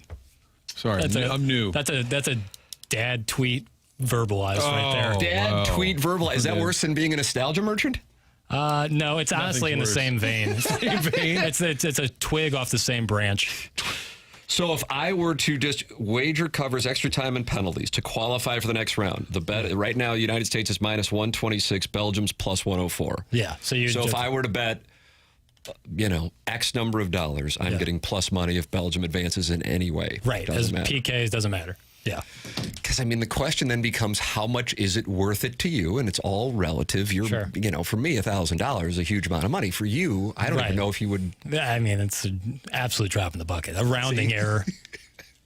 Rounding error. But if I get $1,040 if Belgium advances, it's the same thing. I bet on Winnipeg. I was live betting Winnipeg during that Game 7. Right. And I don't know what the number wound up being. I think it was like $800 that I won when they won in overtime, and I was despondent. Right. Well, top of that, my wife threw the remote through the television, so I was upside down because of it. Right. But that's results oriented. Right. The process was proper on emotional risk management, so it wasn't worth enough. Right. Well, then you could parlay those winnings into the Missouri Tigers win total over on the season, and now you're getting double paid. Is that right? That's a lock? What is the total hasn't been released? Yeah. See, it's a great bet then. We don't even know what the hell we're betting. Well, if it's 7.5, we're taking the over. Is that right? I think 7.5. It's a tough schedule. There's a little different operation here for the extension club down there. This is big boy poker this year. Yeah, well, North End Zone. Guys, I'm rooting for Belgium tonight because my great-grandparents immigrated from Belgium in the early 1900s. Okay, now that's reasonable. I just read that. Or did you? You're on the Doug cone of silence. I've done that plenty of times as well. All fairness. That was the one that I read that was reasonable. Outside of the guy with the man bun drinking IPA. Which wasn't real? Well, we can't be sure. Hey, Tim, somebody's great-grandparents immigrated.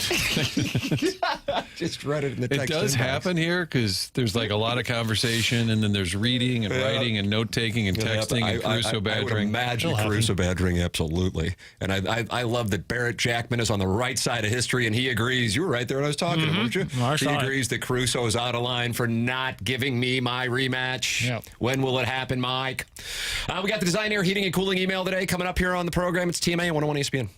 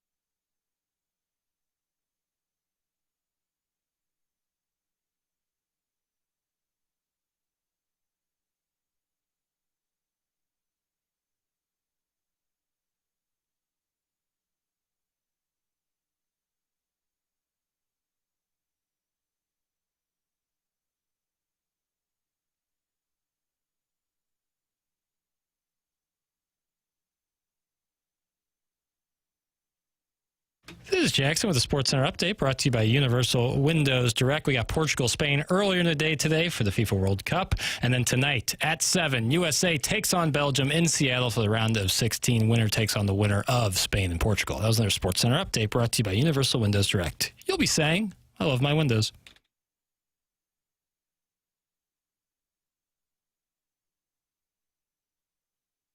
It's TMA 101 ESPN.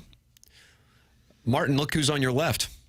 That's not Doug Vaughn. Nah, he's vacationing in the Hamptons. It's James Carlton. Coach Carlton is here. What's going on, James? Good morning, everyone. Always brings energy, always has some. He's like when Jay Leno and Jerry Seinfeld would go on Letterman.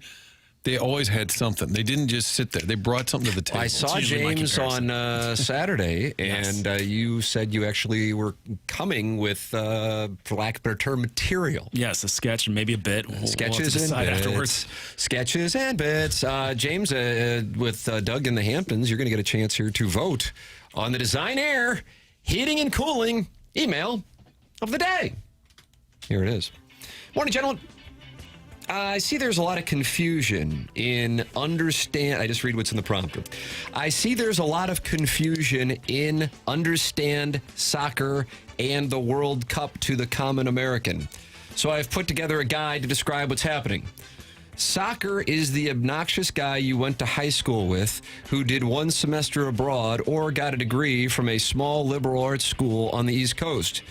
He wears far too many cardigan sweaters and uses words like esoteric and magnanimous. Now, when you see him and drinks only dry gin or Pimm's cups, you really only keep them around to mock them.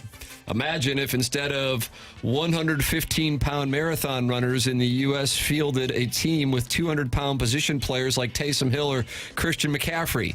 Let them bully these twinks from foreign lands and run I-formation attacks up the pitch. Anywho, go USA, and the Dutch are smelly, chocolate-loving, orange-wearing dorks. Cheers, and God bless America. That's from Mongo. Wrong country. So we're going after the Dutch? Yeah. Wrong country. That's over that way. It's close enough, I guess. Which one wears wooden shoes? The Dutch. Okay. Edited. Morning, guys.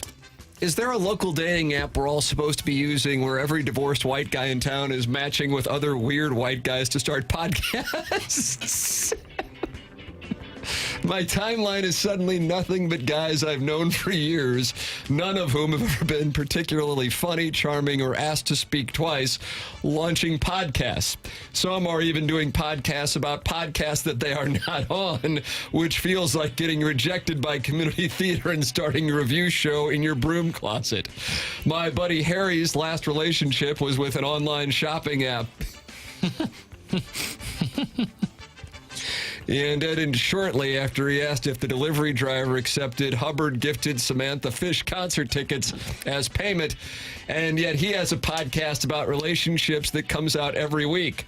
Best I can tell, he writes down thoughts about other podcasts on loose Culver's receipts, mails them to a guy who does voiceover. That guy emails it to Rocchio, and Rocchio uploads it to YouTube under his own name.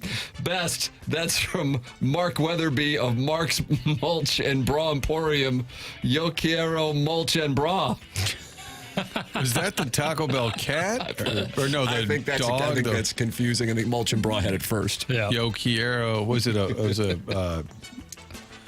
of dog? Chihuahua. Thank you. Thank you. Dear Sorry. Dossier, Doug was back at it with another list of brilliant ways for me to make money. Sell things you don't use, he counseled. Sell what?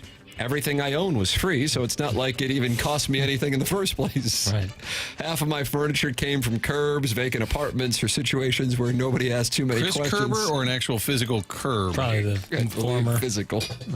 If people wanted money for this stuff, they should have thought of that before leaving it unattended and giving me a silent nod.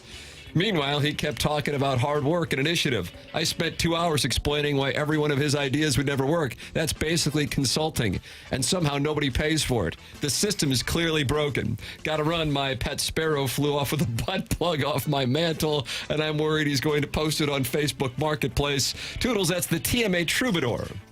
Feels rather ATMA adjacent. Strobe program. Belgium.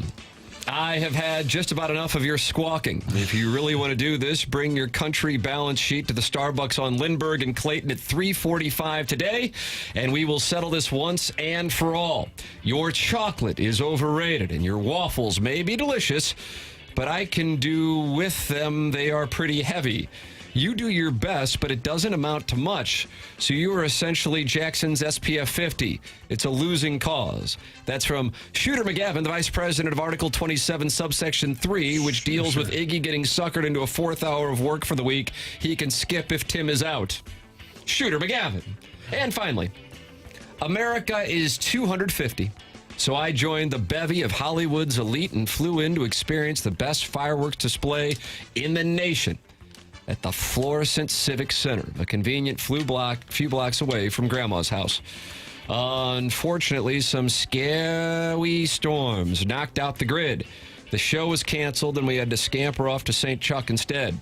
What a blessing. I'll tell you what, when you cross that river and pass the casino, the Bass Pro Shop, and Cracker Barrel all in a quarter-mile span, you know you are amongst fellow patriots. And a small bit of research revealed that Charles, the city's namesake, is the patron saint of obesity. And that's a fact, so you guys can look it up. Happy birthday, America. Balogun's back. Europe can keep complaining, but what they failed to recognize is we are the main character of the world. That's from the poor film student, and that's what we have for the Design Air Heating and Cooling email today. We will vote, and we will announce the winner at approximately 10:55. You are welcome to participate in the program by texting in, by calling in, or by opening up your YouTube app and typing TMASTL. And you can talk it over in the Form Energy YouTube chat. And we will talk about 100 West Dental and the magic that Dr. Brandon Pryor is doing on Manchester and Baldwin. Of course, he is Paper's dentist. He is my dentist. But now if you're dealing with sleep issues, he can help you out with that as well at 100westdental.com. If you are dealing with sleep apnea, what he does is he can treat it with custom oral appliances, which is an alternative to a CPAP. So no mask, no machine for the right candidates. And if you think you might have a sleep issue or you've already been diagnosed, they'll do a complimentary consultation to see if it's a fit. At least go get checked with Dr. Pryor on Manchester in Baldwin at 100 West Dental, because bad sleep catches up with you. You're not performing 100% at work if you're not sleeping right. At the gym, anywhere with your family, visit 100westdental.com to go see Dr. Brandon Pryor. James Carlton with his sketch/bit. Martin, he always comes in, like you said, and he has stuff. I do have to head to onboarding, but I'm going to tune. I love a good sketch. I love a good bit. James Carlton is going to have stuff for us coming up on the other side of the break. It's TMA 101 ESPN.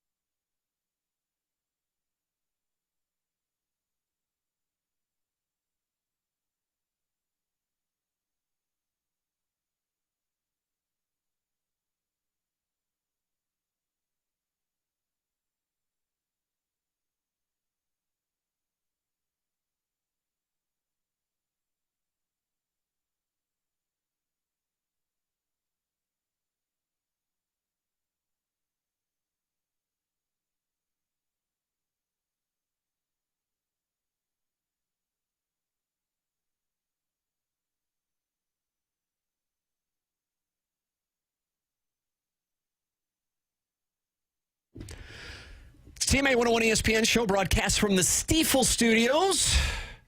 Martin had to bolt for onboarding.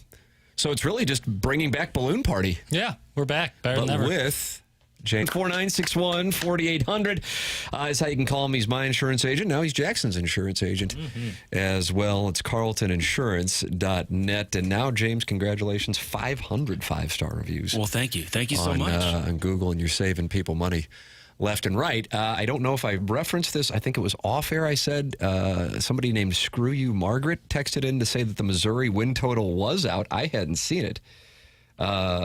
It's 6.5. Papers, you were setting it at 7.5. Yeah, so I feel good. How do you feel about that number, James? Well, yeah, or I guess you guys aren't following Cousin Shane on the Twitter tweets, but yes, he's really big on Missouri's total being over. Right? Yes, absolutely. Yeah, I'm not following Cousin Shane on the Twitter tweets. But if you count Arkansas Pine Bluff, and you count Troy, and you count... I don't know where else you're just like counting guarantees. Yeah, I'm taking a little bit of a flyer, but we don't know what these teams look like. That's the issue. It's a different deal than 3 years ago when I was super high on their over in 2023. You knew what was coming back. I mean, you don't even know if Ahmad Hardy's playing. But at Kansas, I mean, I'd say Missouri is going to be a favorite. You would operate on that premise, but I don't consider that a lock. Certainly not. And I don't consider at Mississippi State a lock. No. But if Missouri's through September undefeated, well, then at that point, you got to be feeling really good because that means you've won at Kansas and at Mississippi State. Ask Arizona State about a trip to Starkville in September. And then you got a few home games against Florida and against A&M to open up October. At Ole Miss and then on Halloween in Fayetteville. And then you come home and it isn't particularly easy. Texas, at Georgia, at home against Kentucky, and at home against Oklahoma. 6.5 is listen, could be great, could be brutal. I have no idea. I just know the schedule on how it looks because you don't know what these teams are. This is a different situation than what it has been because usually you can look at it and go, okay, this is a win, this is a win, this is a likely win, this is a likely win. There aren't a lot of those out there. That's how I see it.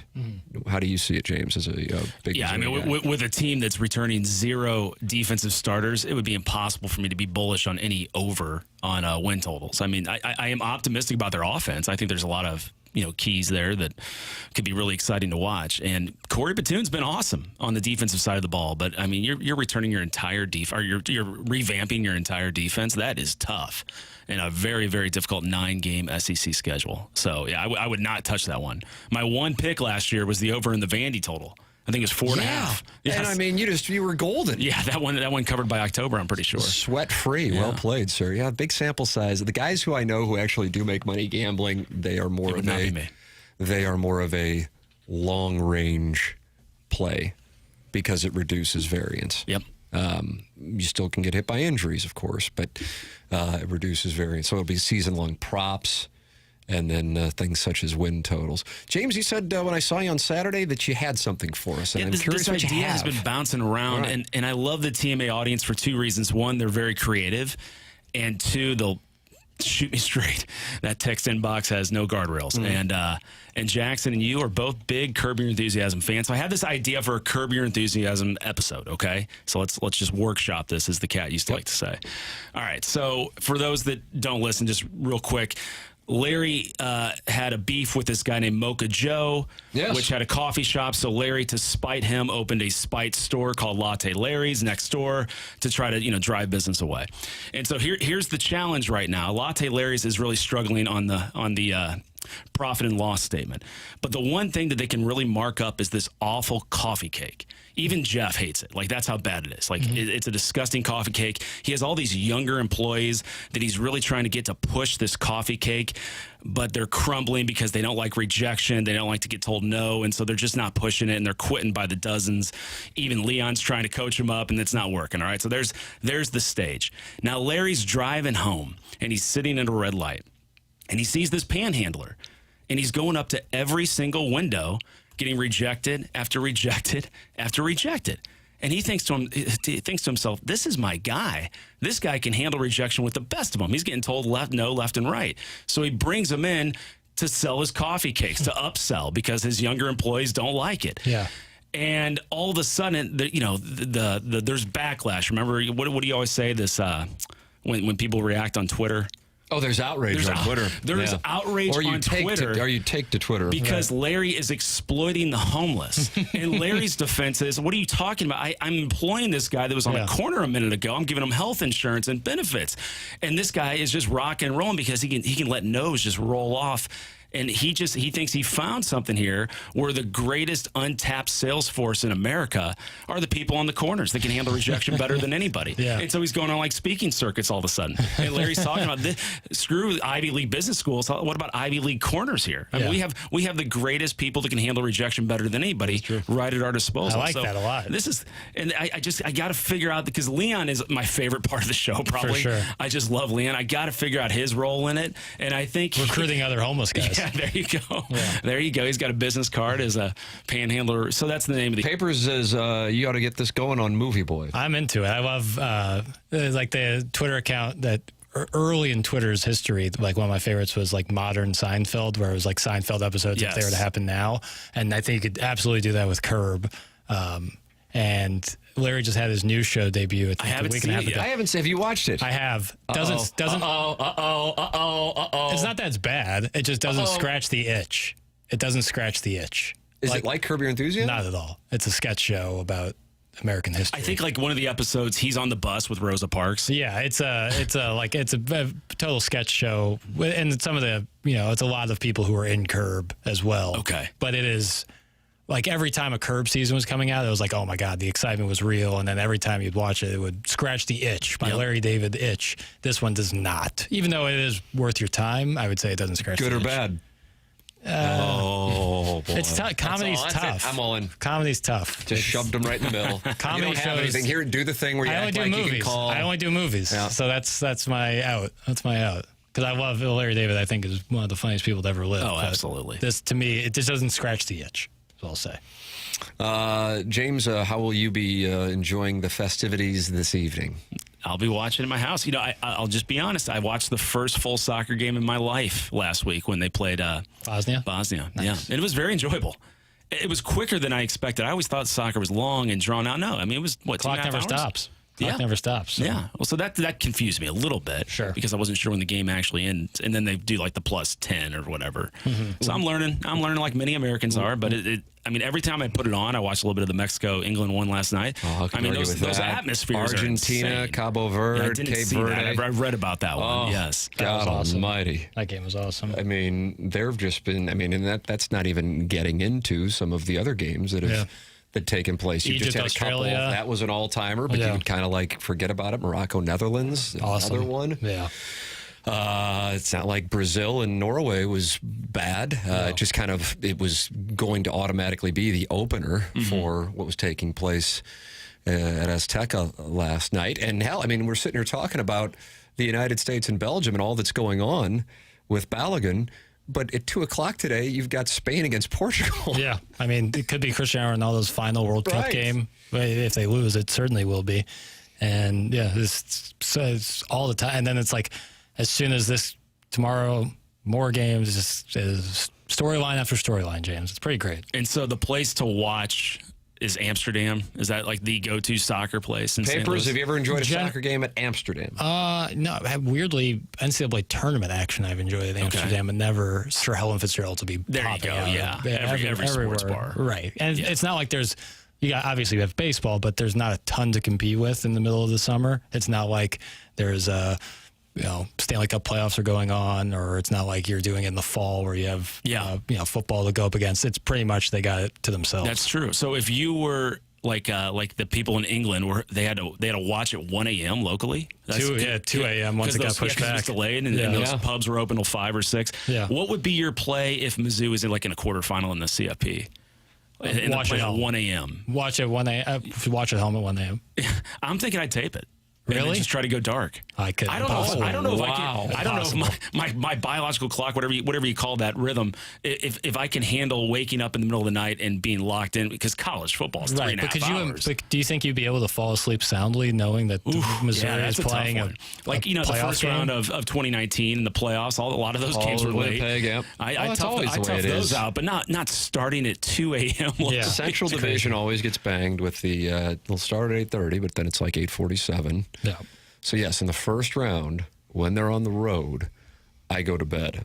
Yeah, that's right. For like the first 4 games. But then I wake up even earlier and then I watch it, but I do go dark. Don't look at my phone, and so I can watch it and then see everything. Because if you're just going through like highlights, you don't catch some of the context. Absolutely. You're not going to show every element of the whole thing.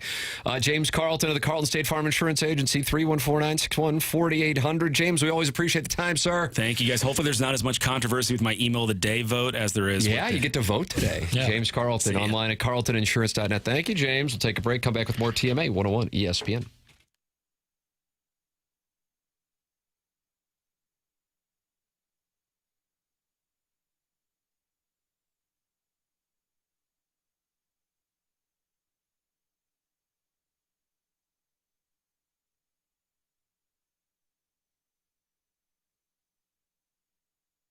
It's true, good things come to those who wait. At Stifel, great things come from knowing when to act. More than 135 years now, Stifel has been helping individuals, families, and business owners make thoughtful financial decisions. Founded in St. Louis way back in 1890, Stifel combines deep local roots with national capabilities. Stifel delivers it all, fully integrated solutions designed for complex financial lives, whether you're growing, preserving, or transitioning your wealth. That long-term mindset is why Stifel proudly supports long-running programs like this one right here, TMA. Success is all about timing, knowing when the moment is actually the moment. Investing, banking, and advising. Stifel, where success meets success. Stifel Nicholas and Company Incorporated, member SIPC and NYSE.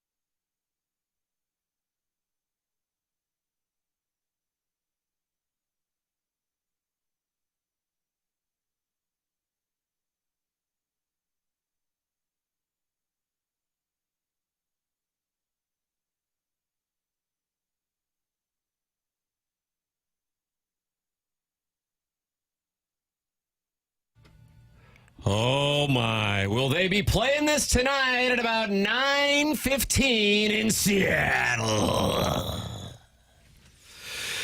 TMA 101 ESPN and the TMA STL YouTube channel. Tim McKernan, Little Jackie Papers, and Doug vacationing in the Hamptons. Martin headed to onboarding. Chairman Kurt with you here on the presentation. And the president has just spoken regarding what has been the topic. And in the world of sport, it's not the United States. It's not a sport. It is around the world, this topic regarding the Flo Balogun suspension of his suspension. In the United States, for the most part, it is being met with approval.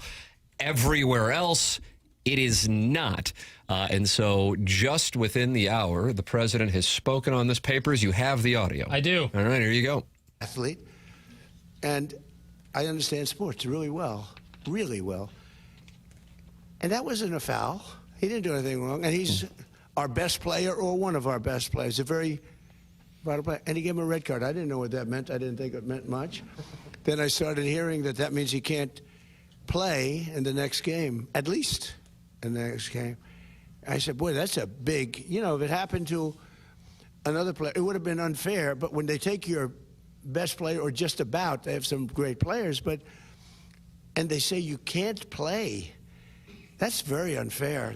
And I think it's a terrible, if they wouldn't allow, a top player, maybe the best, maybe among the best players on the team, to play, I think it would have had a big stain. And you want to see a game with your best players. You don't want to say, how would you feel if I took, we take Messi out? Look, he ran into somebody.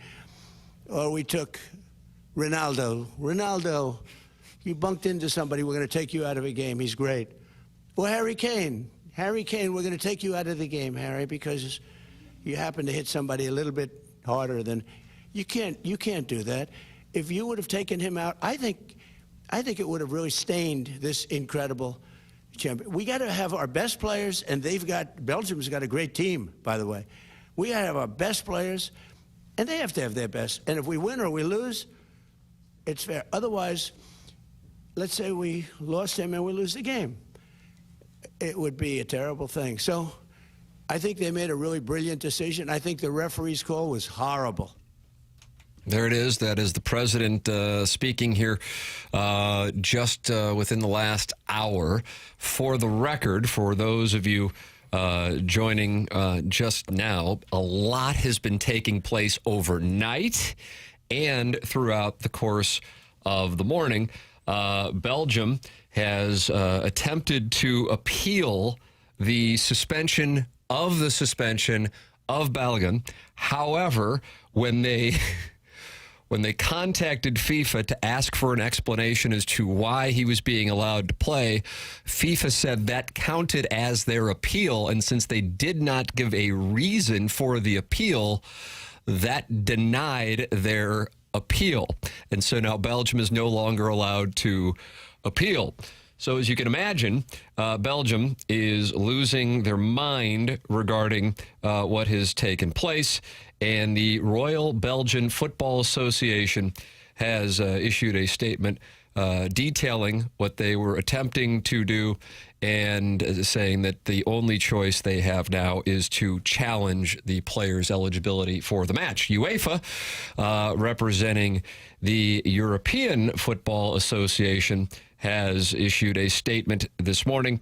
Yesterday's decision to suspend for a probationary period of a year the implementation of the one-match automatic suspension following the red card issued to the player.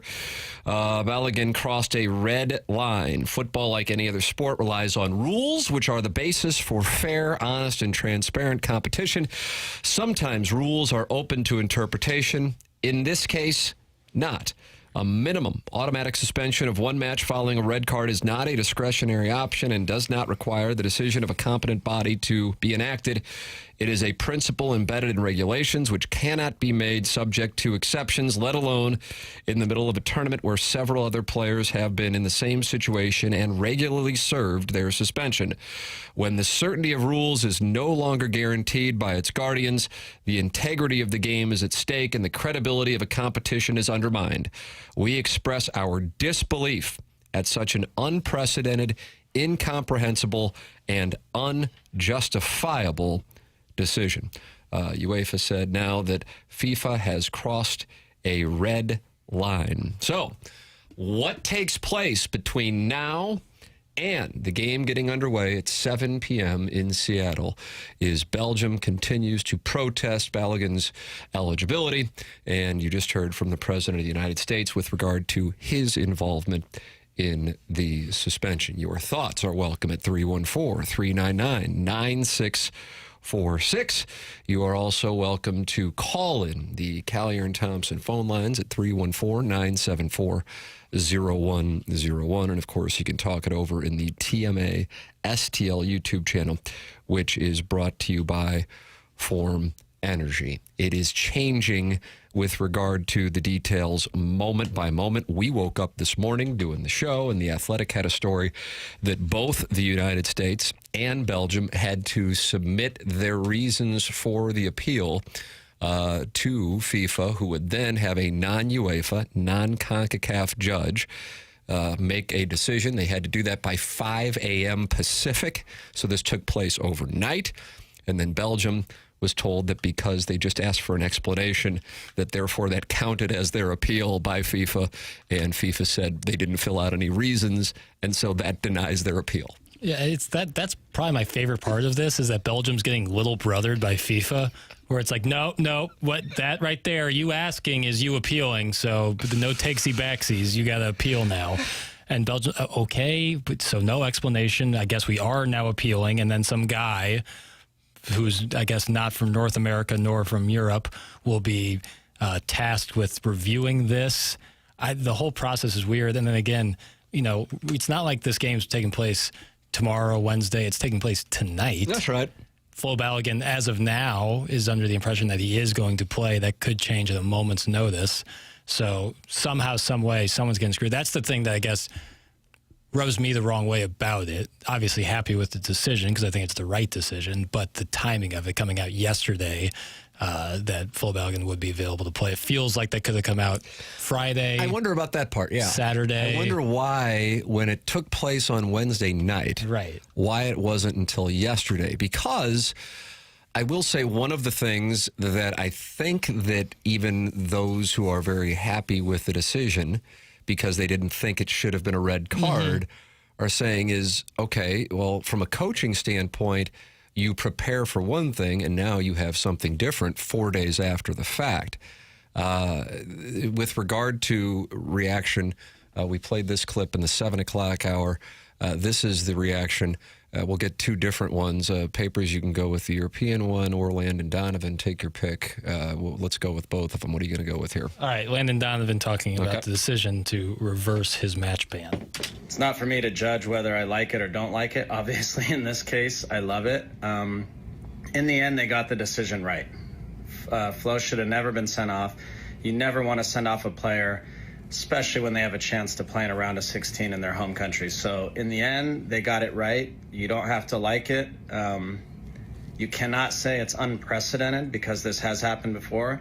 Go search Cristiano Ronaldo's red card in qualifying before the World Cup, and you'll see. So the great news is Flo is back. I think justice was done, and let's go. Can't wait for tomorrow.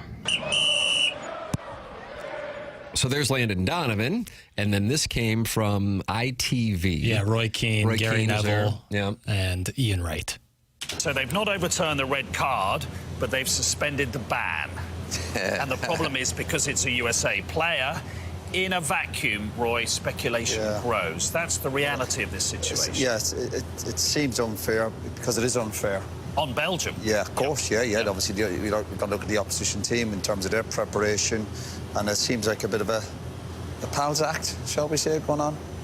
Yeah, because Belgium have been planning for the last 4 days to play against a certain American attack, and now it's completely different. Mark, it absolutely stinks, let's be really clear. But what I would say is the thing that stinks the most is there should be a review process in place, because I actually didn't think it was a red card, and I think there should be a process which allows it to be overturned.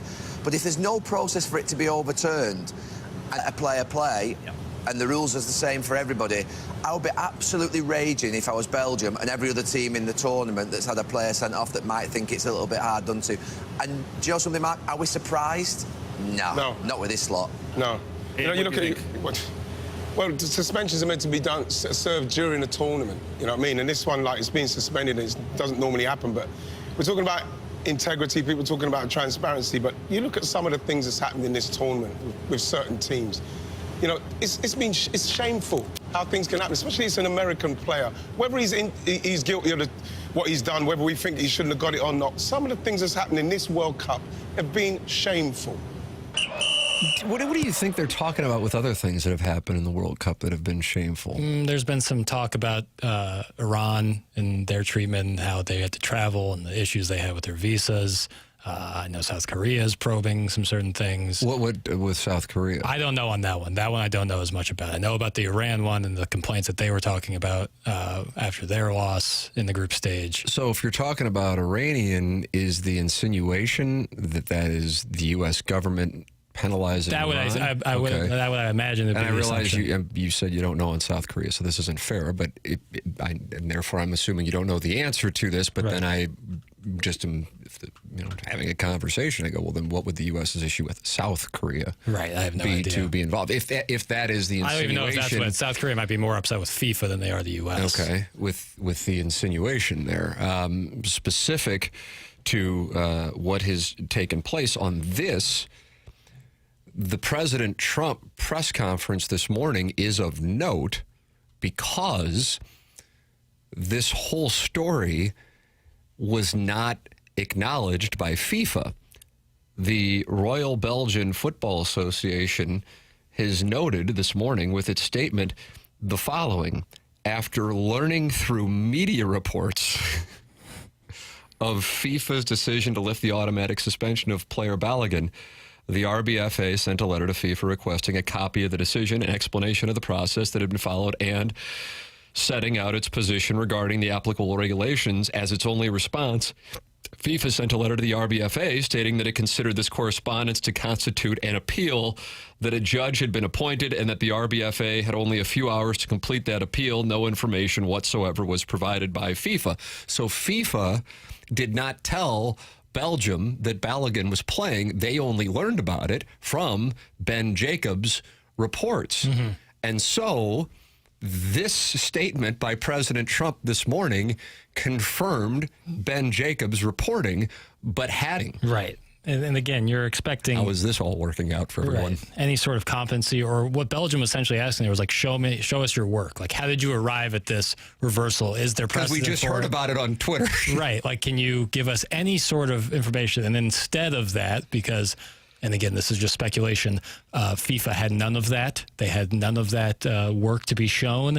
They're like, okay, so you are now appealing it, and you have a couple of hours to formally appeal.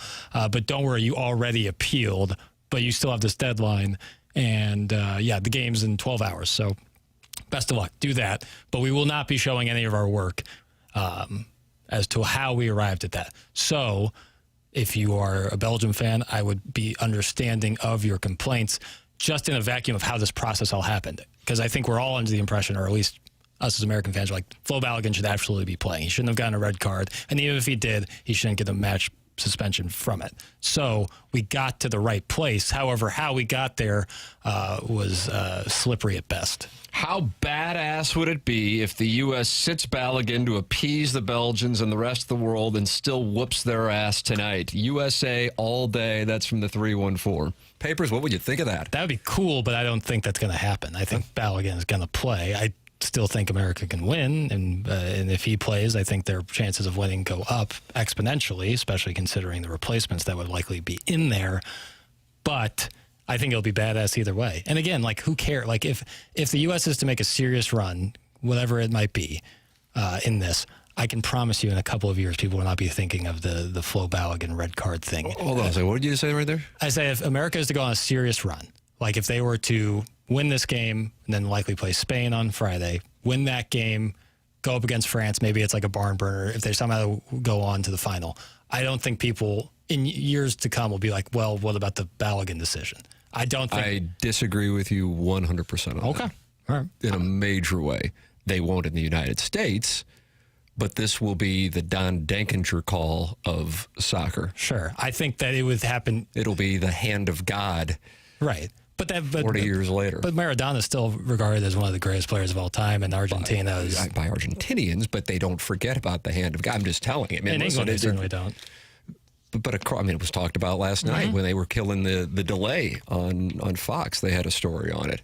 So yeah, I mean, I talked about this last week with regard to that red card specifically, and then all of a sudden the U.S. is down to 10 players. Right. And the Bosnian gentleman, I believe his name was Armand, who called into the show and, clearly very proud American, but referenced his upbringing in Bosnia and the significance of the game. And all I was thinking throughout that, I'm like, man, if Bosnia were to win this game, and it would mean so much to the Bosnians from this standpoint here in the U.S., and now they are American citizens, be like, what a shame, because their win would be viewed as tainted. Right. Because of what was a BS call. Sure. So while many are still, including you heard the Europeans on that show, saying that whether the call was right or not is immaterial, it's the process and what surrounds the process that is making it be called into question, and, quote, nothing surprises us with this lot. Take that to mean whatever you think it may mean. I take it to mean a criticism of the American operation specifically, that it then would taint what otherwise would be one of the greatest victories in United sports history. As hyperbolic, Mike Greenberg, as that might sound, if the United States were to win the World Cup, which of course is still highly, highly unlikely. But yes, I think that in the U.S. they would. It's the same attitude right now. But in fairness to what you observed, I said, okay, just for the purpose of the conversation, if this game were being held in Brussels tonight, and if, take your pick of whomever it would be, had a red card on Belgium, and that was overturned 24 hours out from the game, how would you feel? And you said, well, I'd be complaining. Right. So it's not like you're trying to move it around. No, I think Belgium's right in their complaint. Right. I think they're absolutely right in their complaint, only because of the process that got us there. I think that if America was to make a serious run as the host country, some sort of stain over it would have been inevitable anyway. Now, that's purely hypothetical and might not be fair to the conversation here, because this actually happens. I would agree with that, but now you actually have something. Right. And you have the president at a press conference discussing his involvement. Right. And unapologetically. Correct. So that is what it's like I said, every hour there is something new with the story. I woke up this morning going, okay, Balogun's playing. And then I read The Athletic this morning and it's like, no, he might not be, because Belgium and the United States have to get something to FIFA. Well, when do they have to get that done? By 3 this afternoon? No, 5 this morning. Yeah. And I'm reading the story at 5 this morning Pacific, by the way. So, I'm reading the story at 3 Pacific this morning. Yeah, I think even the most red-blooded, Star-Spangled Banner waving American would agree that the process here that we have arrived at is sketchy.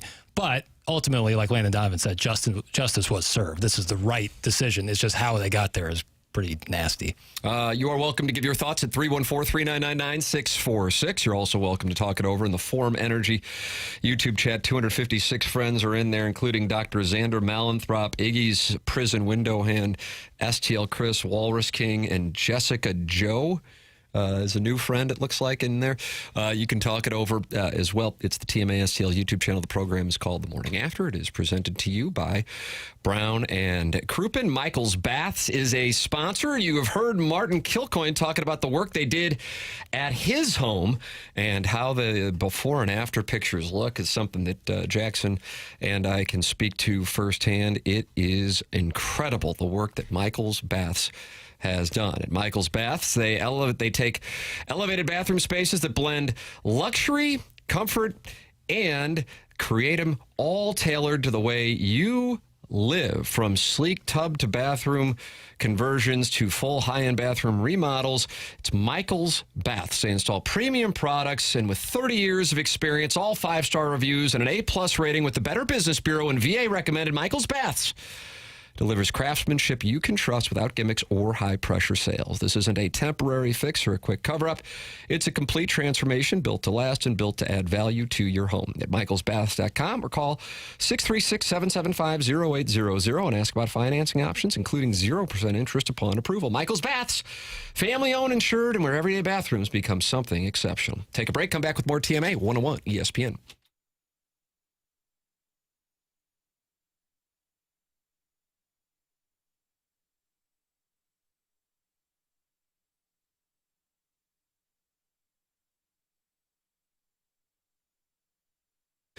On the biggest stage in the world, FanDuel is changing the game because sometimes your player gets subbed off and your bet goes with them. Well, not anymore with FanDuel Super Sub. If your player is subbed out, your bet stays in. That's right. If your player leaves the match, your bet continues on with the substitute. So you're still in it until the final whistle. Visit FanDuel.com/local to get started now, and Jackie Papers has a play. Yep, we're rolling with it. Both teams to score in the Portugal-Spain match, both teams to score in the U.S. versus Belgium match. You parlay that together with the 30% profit boost, courtesy of our friends at FanDuel, plus 173. There it is. FanDuel giving you the opportunity. Visit FanDuel.com/local to get started now. Let there be goals this summer on FanDuel. Must be 21 or older and present in Missouri. Gambling problem? Call 1-800-GAMBLER.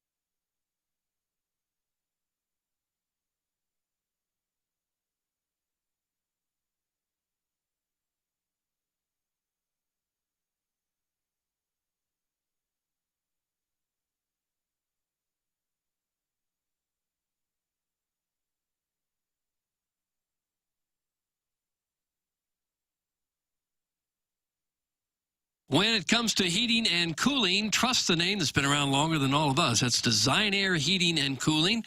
They've been proudly serving the St. Louis area since 1904. It's more than a century of keeping homes comfortable and customers happy. Not just another HVAC company.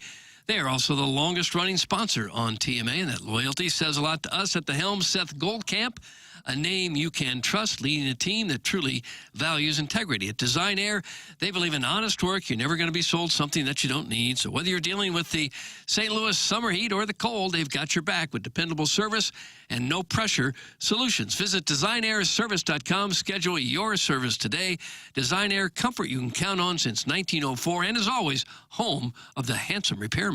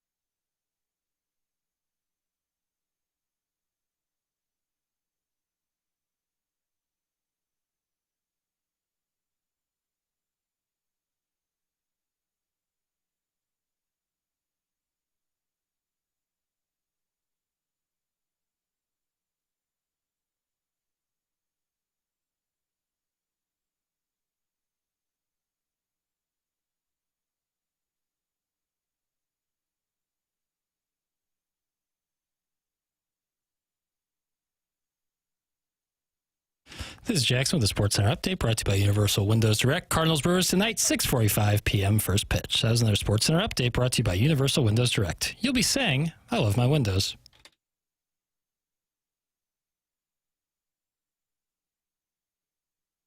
Mark from Mark's Mulch and Brawl wins the Design Air Heating and Cooling email of the day. VIP Auto Accessories sponsor the drops of the week here on TMA. Go to VIP. They take care of everything.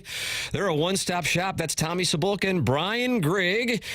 For all your commercial vehicle upfit needs, ask for Tommy Cibulka. And for all your aftermarket vehicle accessories needs, ask for Brian. That's where I went to get my windows tinted a couple months ago. And man, with the temperatures as hot as it has been a game changer to have tinted windows for my family. It cools things down substantially. VIP Auto Accessories has great installers who care and take pride in their work. You can experience it firsthand at VIPAutoAccessories.com. They've been in business in the St. Louis area since 1979. For all your commercial vehicle upfit needs, ask for Tommy Cibulka. And for all your aftermarket vehicle accessories needs, ask for Brian Grigg and tell him TMA sent you.